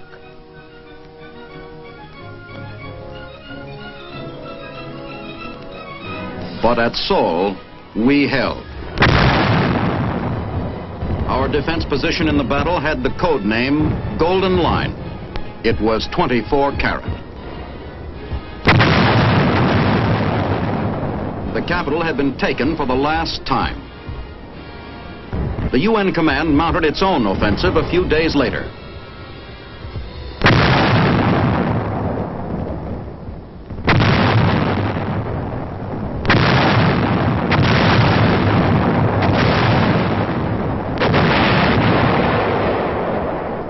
The enemy was again forced back across the 38th parallel. We hit into the hills again, this time to stay.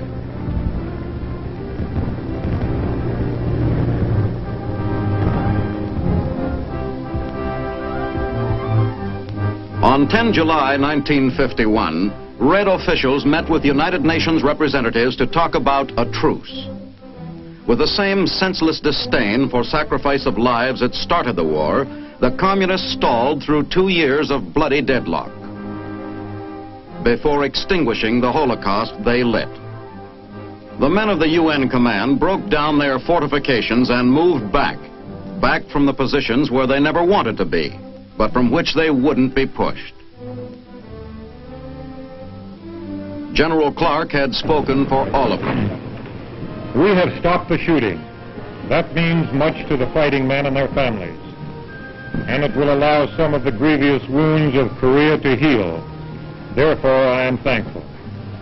It is, however, only a step toward what must yet be done. The task now is to put the ceasefire agreement into full effect as quickly as we can and get down to working out an enduring settlement of the Korean problem. I cannot find it in me to exult in this hour. Rather, it is a time for prayer that we may succeed in our difficult endeavor to turn this armistice to the advantage of mankind.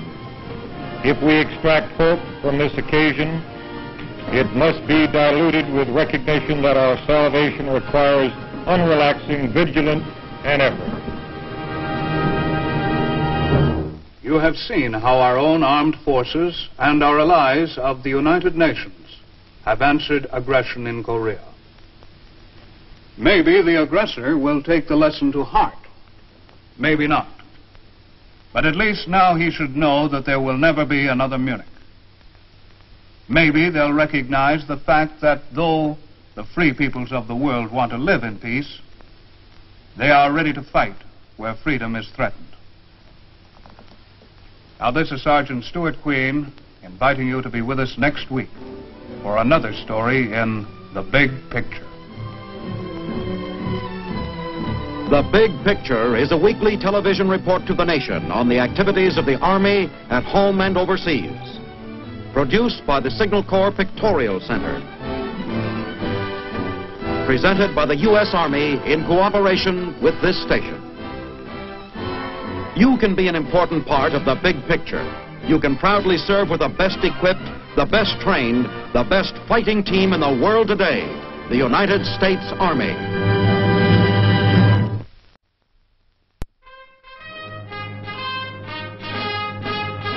From Korea to Germany. From Alaska to Puerto Rico. All over the world, the United States Army is on the alert to defend our country, you, the American people, against aggression.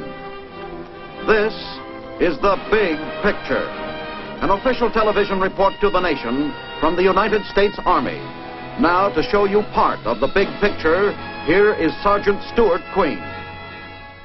Continuation of world tension makes it necessary for American fighting men to serve on another continent during peacetime. Not just the simple task of occupation, but the enactment of a more complex role in the defense of the Western world, the job of nailing down the peace. Our cameras swing to focus close up on those who stand alert, guardians of our perimeter of peace, soldier in Europe.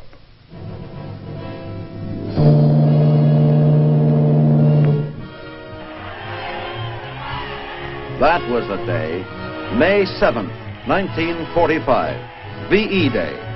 A war was over and the world celebrated loud and long.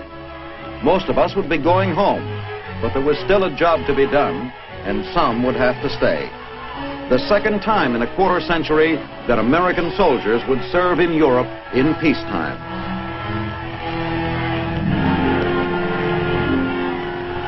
Initially, the duty was occupation, putting together the pieces of a country torn apart.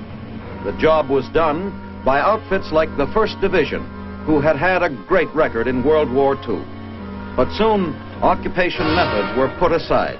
The defense of Western Europe became top priority, and steps were taken to meet the challenge. Keeping pace with mounting tensions around the world, the job grew more complicated and increasingly important. An iron curtain divided Europe. These were not times for complacency. It was time for a new look.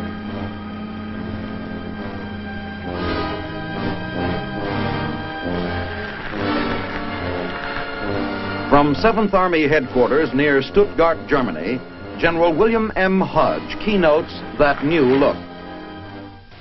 Here in Germany stands the United States 7th Army, one of the finest field armies in the world.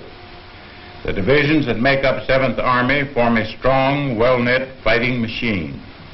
A roll call of regiments would sound names that record magnificent passages of honor and glory in the stirring history of American arms. The men of these regiments are proud of their heritage and trained in their mission.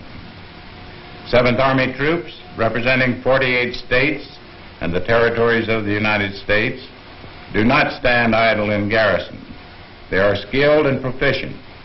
They are in the field in continuous day in and day out maneuvering, training themselves physically, mastering their weapons, preparing themselves to meet any emergency with competence and valor.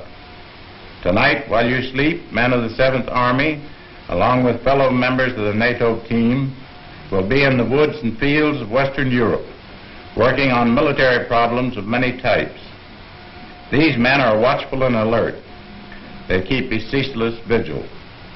The colors and banners of all the 7th units wave high, symbolizing Americans' determination to stand firm and unflinching before any aggressive force that may threaten the free and democratic nations of the world. One thing about an alert, you never know when it's going to come. Somewhere along the line, somebody has started things moving, and it's just like a chain reaction. Everything rolls along according to plan. Word is passed along from unit to unit. Battalion takes it from regiment and sends it along to company. When the charge of quarters gets it, it's his job to get the men out.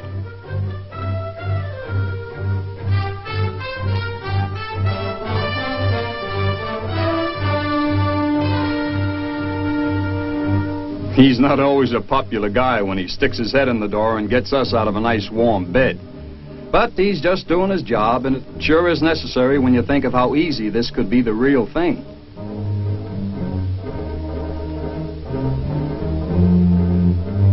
Out of the barracks on the double. All this is part of a stiff program, and a lot of planning, training, and practice go into it. Many days of preparation and hard work. Let's see just what goes into those days designed to keep this Army alert for anything that might come along.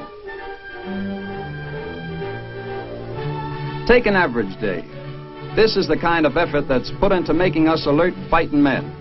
A day with units in the field, where things start mighty early in the morning.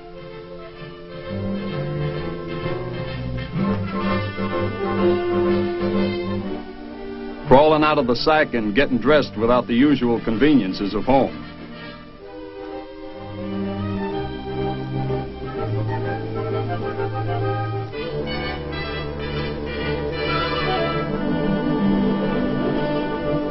Where you make a helmet do double duty.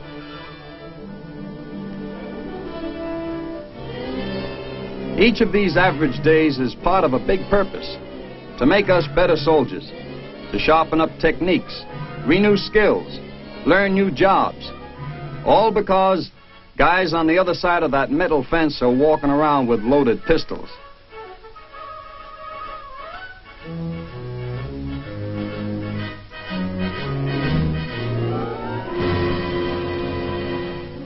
It's in the field that a soldier gets real friendly with a lot of objects that seem to be just dead weight back in the barracks or on a march.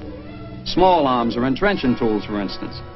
In a war of blood, they take on a lot more meaning. They could be the difference between living and dying. Setting up a mortar quickly and accurately sighting it in takes plenty of practice. It's not the sort of thing that a guy can do casually if he's going to get the most out of his training. And when you can feel that the guy on the other side of the fence has high blood pressure, brother, it pays to be serious.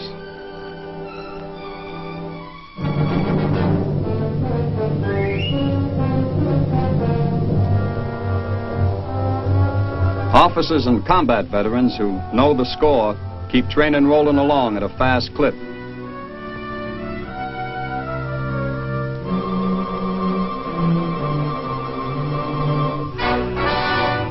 Not all work in the field involves firing a weapon. Communications rank high in importance to a well-trained fighting team. Almost everybody learns how to operate some piece of equipment. Like these men with a walkie-talkie.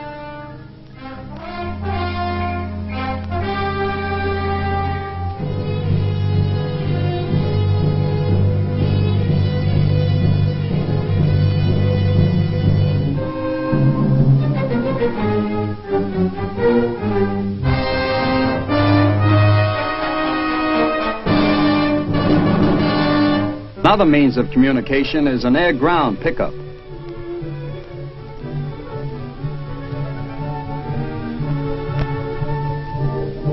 Cloth panels are spread out on the ground to form the letter H. That's the target for the L-19 to shoot at. Watch the way the pilot zooms into bullseye on a tiny piece of wire, only 12 feet long, that's held between the two poles.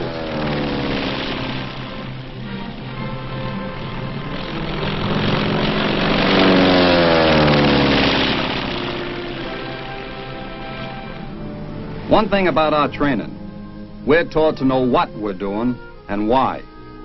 At the Tank Training Center in Vilseck, Germany, the course includes just about everything a soldier has to know about armored vehicles. There are basic and advanced courses in driving, maintenance, gunnery, and tactics, in the field and in the class. There's nothing left out. Every part of the theory and operation of armor on wheels is covered.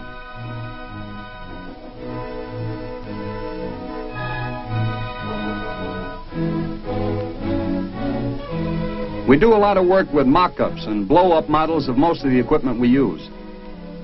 This instructor is explaining how those little electrons go slamming their way around inside those radio tubes and make it possible to communicate from inside a tank.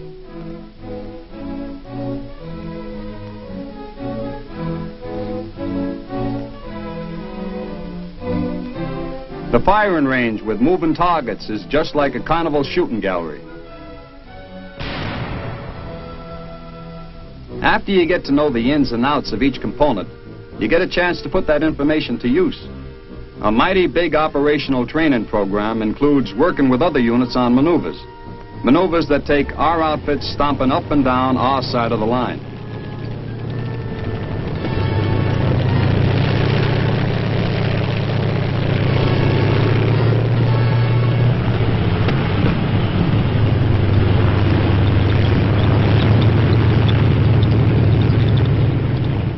One of the things everybody pays a lot of attention to is the right way to employ all this firepower. You'd be surprised at just how much you have to know. Things like reading maps and judging terrain, because you don't always have superhighways to barrel along on when you drive a tank. But the big moment comes when a lot of different outfits get together for combined maneuvers. To many veterans, these operations have a familiar ring.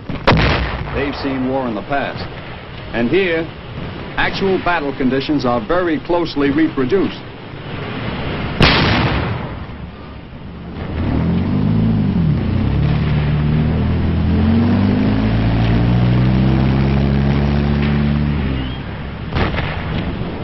All the little things that go into making soldiers out of recruits are part of these games, like crossing a road under fire, or advancing under smoke and tank protection.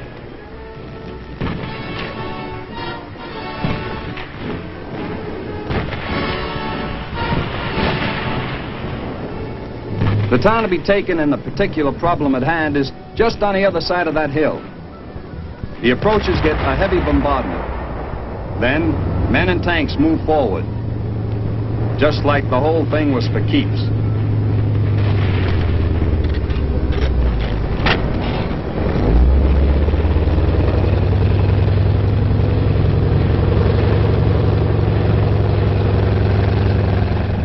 Yes, there's a lot of combat-type actions like this going on all the time. They're darned important, because it's out of this kind of training that we get stronger and more confident.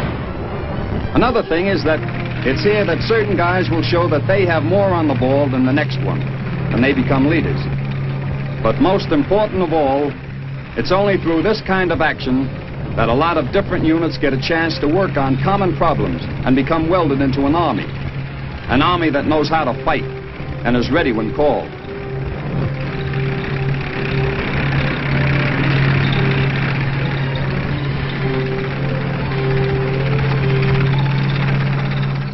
It's a big job for any field army to get the men fed.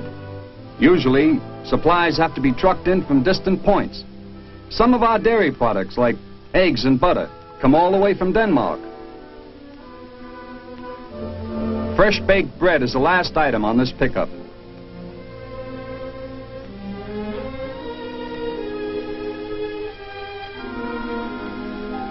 Then the convoy rolls out for the long trip to a bunch of hungry guys who've used up a lot of energy.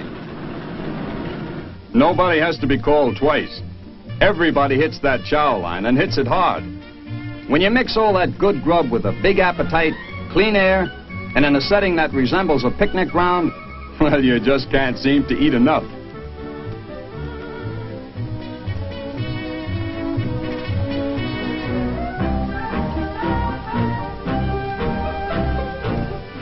One of the best ways we show how things are done on our side of the fence in Europe is the way freedom of religion is practiced in our army. A fella can be of any faith he chooses, and he gets the same chance as anyone else to practice that faith. Like these men taking part in Catholic services.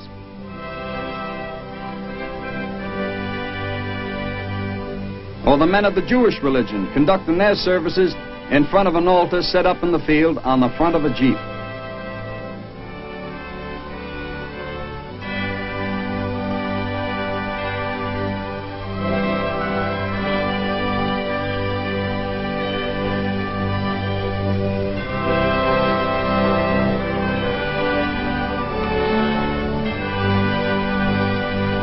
The Protestant minister leads his service in the shadow of stacked rifles.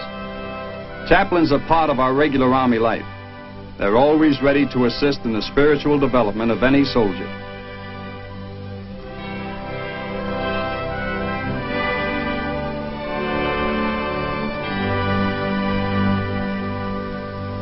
Yes, there's a lot of time and effort that goes into each day of preparation for the unexpected. The job of being alert.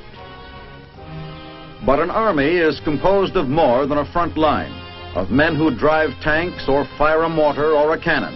There's still another part of the picture. The day starts early in the morning for us, too. The rear echelon, they call us. Just like all soldiers everywhere, you gotta make roll call.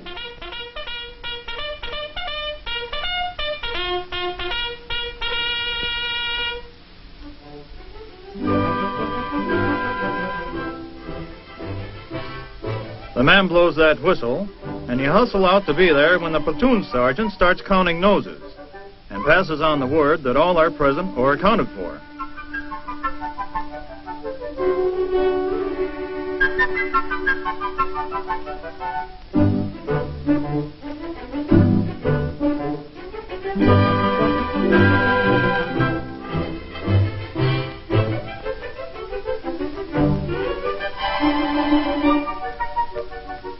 But officially, the day begins with the boom of the cannon and the raising of the flag at reveille.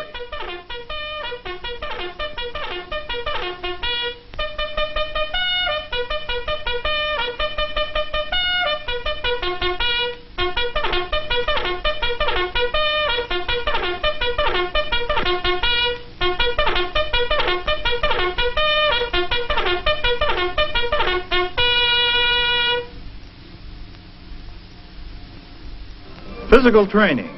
Good for the circulation, it says here. After a session of knee bends and push-ups, a day's work in an office is just a breeze. They're always saying that an army travels on its stomach. But from the looks of things at our message center, modern war machines make their meals out of paper. But there's no doubt about its importance. If the paperwork wasn't done, there'd be an awful lot of confusion. In addition to the usual communications instruments, like the telephone, we have hundreds of other types of machines that require the services of highly skilled technicians. The world seems to be getting more technical all the time, and we sure get our share here at headquarters. Machines of every type and description. Radios operated by men who know the Morse code. Or teletype lines that cover a couple of continents.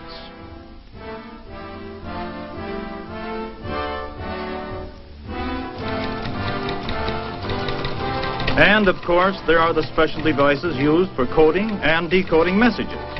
They all play a big part in keeping our Army informed and alert.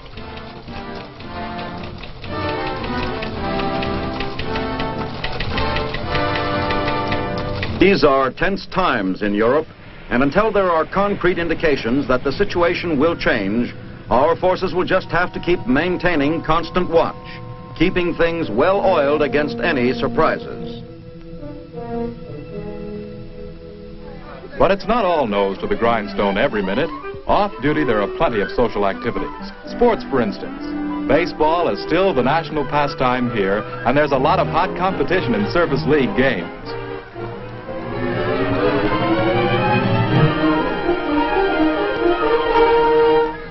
Music is another off-duty activity that's popular, fun for the player and the listener.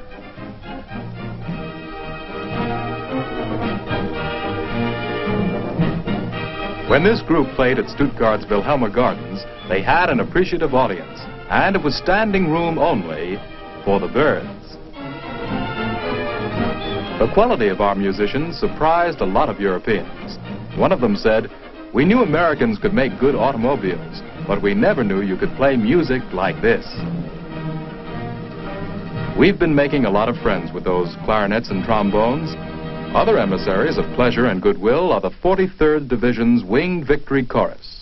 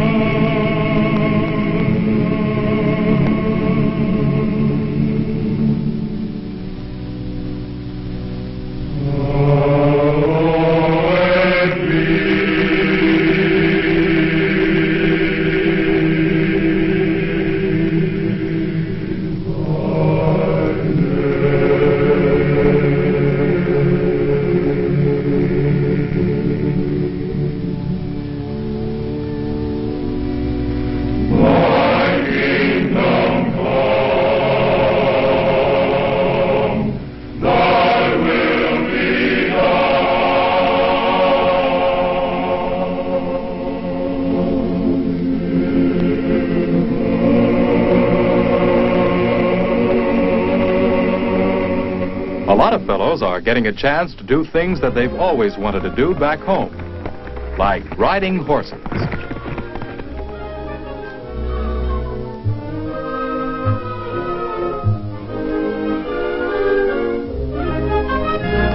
Or getting around to see the sights. Somebody said that our generation would be the most worldly wise of them all. There are few who don't take advantage of this special opportunity to see new places and new things.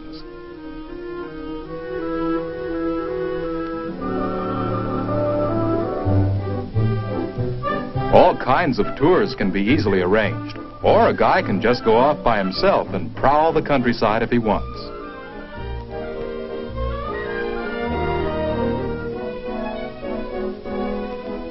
A place that's a big draw is the Bavarian Alps, and naturally, almost everyone who gets to Berchtesgaden makes the long climb up the hill to see the same view that used to give old Adolf Hitler his nightmarish inspirations. They say that this is one of the most beautiful spots in the world.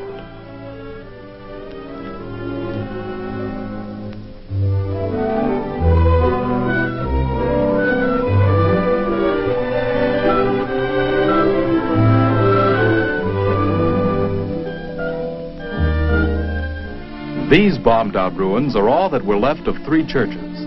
They gave us the chance to do a real job as off-duty ambassadors. It was through this rubble that we deepened understanding between us and the Germans who used to worship in them. We took over this stable, which doesn't look like much now. But watch what happened to it. Plenty of elbow grease was contributed by a big gang who pitched in on their own time to build a memorial to the demolished churches.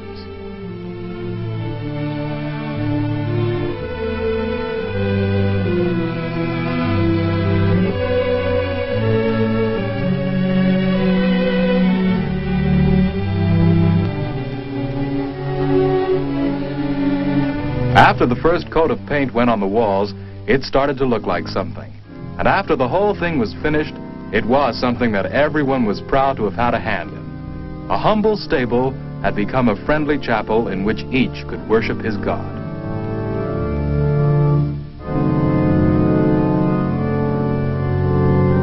It was named the Chapel of the Three Stones, and it got that name from the fact that the altar was composed of stones from each of the wrecked buildings.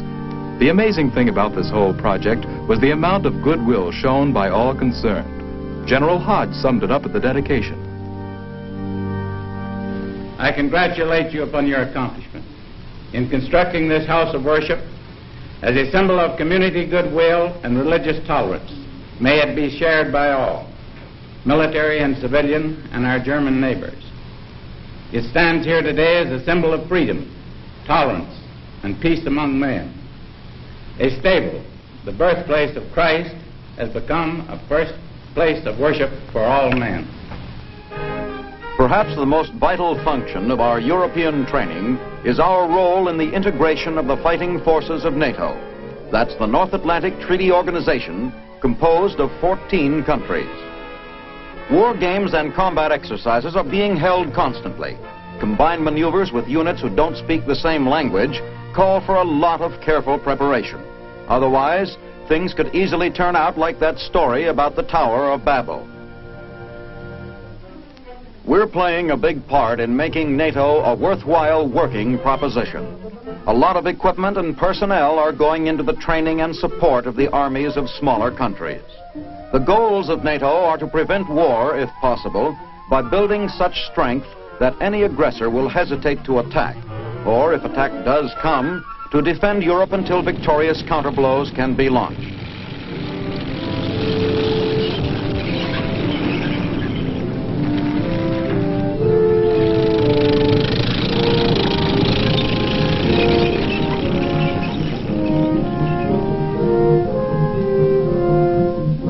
Living and working so close to those long stretches of barbed wire that separate nations of suspicion and fear from those who work in harmony, the importance of the NATO program becomes clear. We're pressing on toward the goal of security for Europe, which so vitally affects the security of all the world.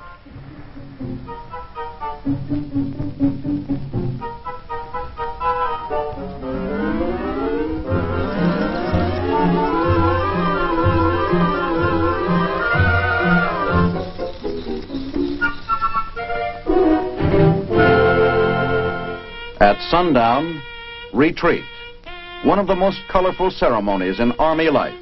It signifies the end of the working day.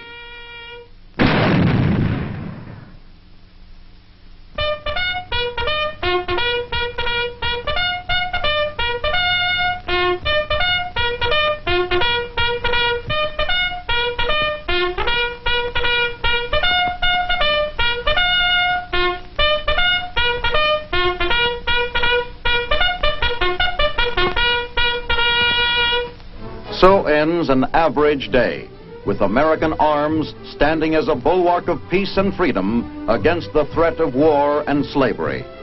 Soldier in Europe, part of the greatest peacetime army ever assembled, ready to meet with effectiveness any emergency that might arise. Yes, our soldiers in Europe are demonstrating their purpose. Maintenance of an unrelenting vigilance and an ability to work in close cooperation with fighting men of other nations in discouraging aggression. This is Sergeant Stuart Queen. Next week, you'll have another chance to see your Army in action on The Big Picture. The Big Picture is a weekly television report to the nation on the activities of the Army at home and overseas. Produced by the Signal Corps Pictorial Center. Presented by the U.S. Army in cooperation with this station. You can be an important part of the big picture. You can proudly serve with the best equipped, the best trained, the best fighting team in the world today, the United States Army.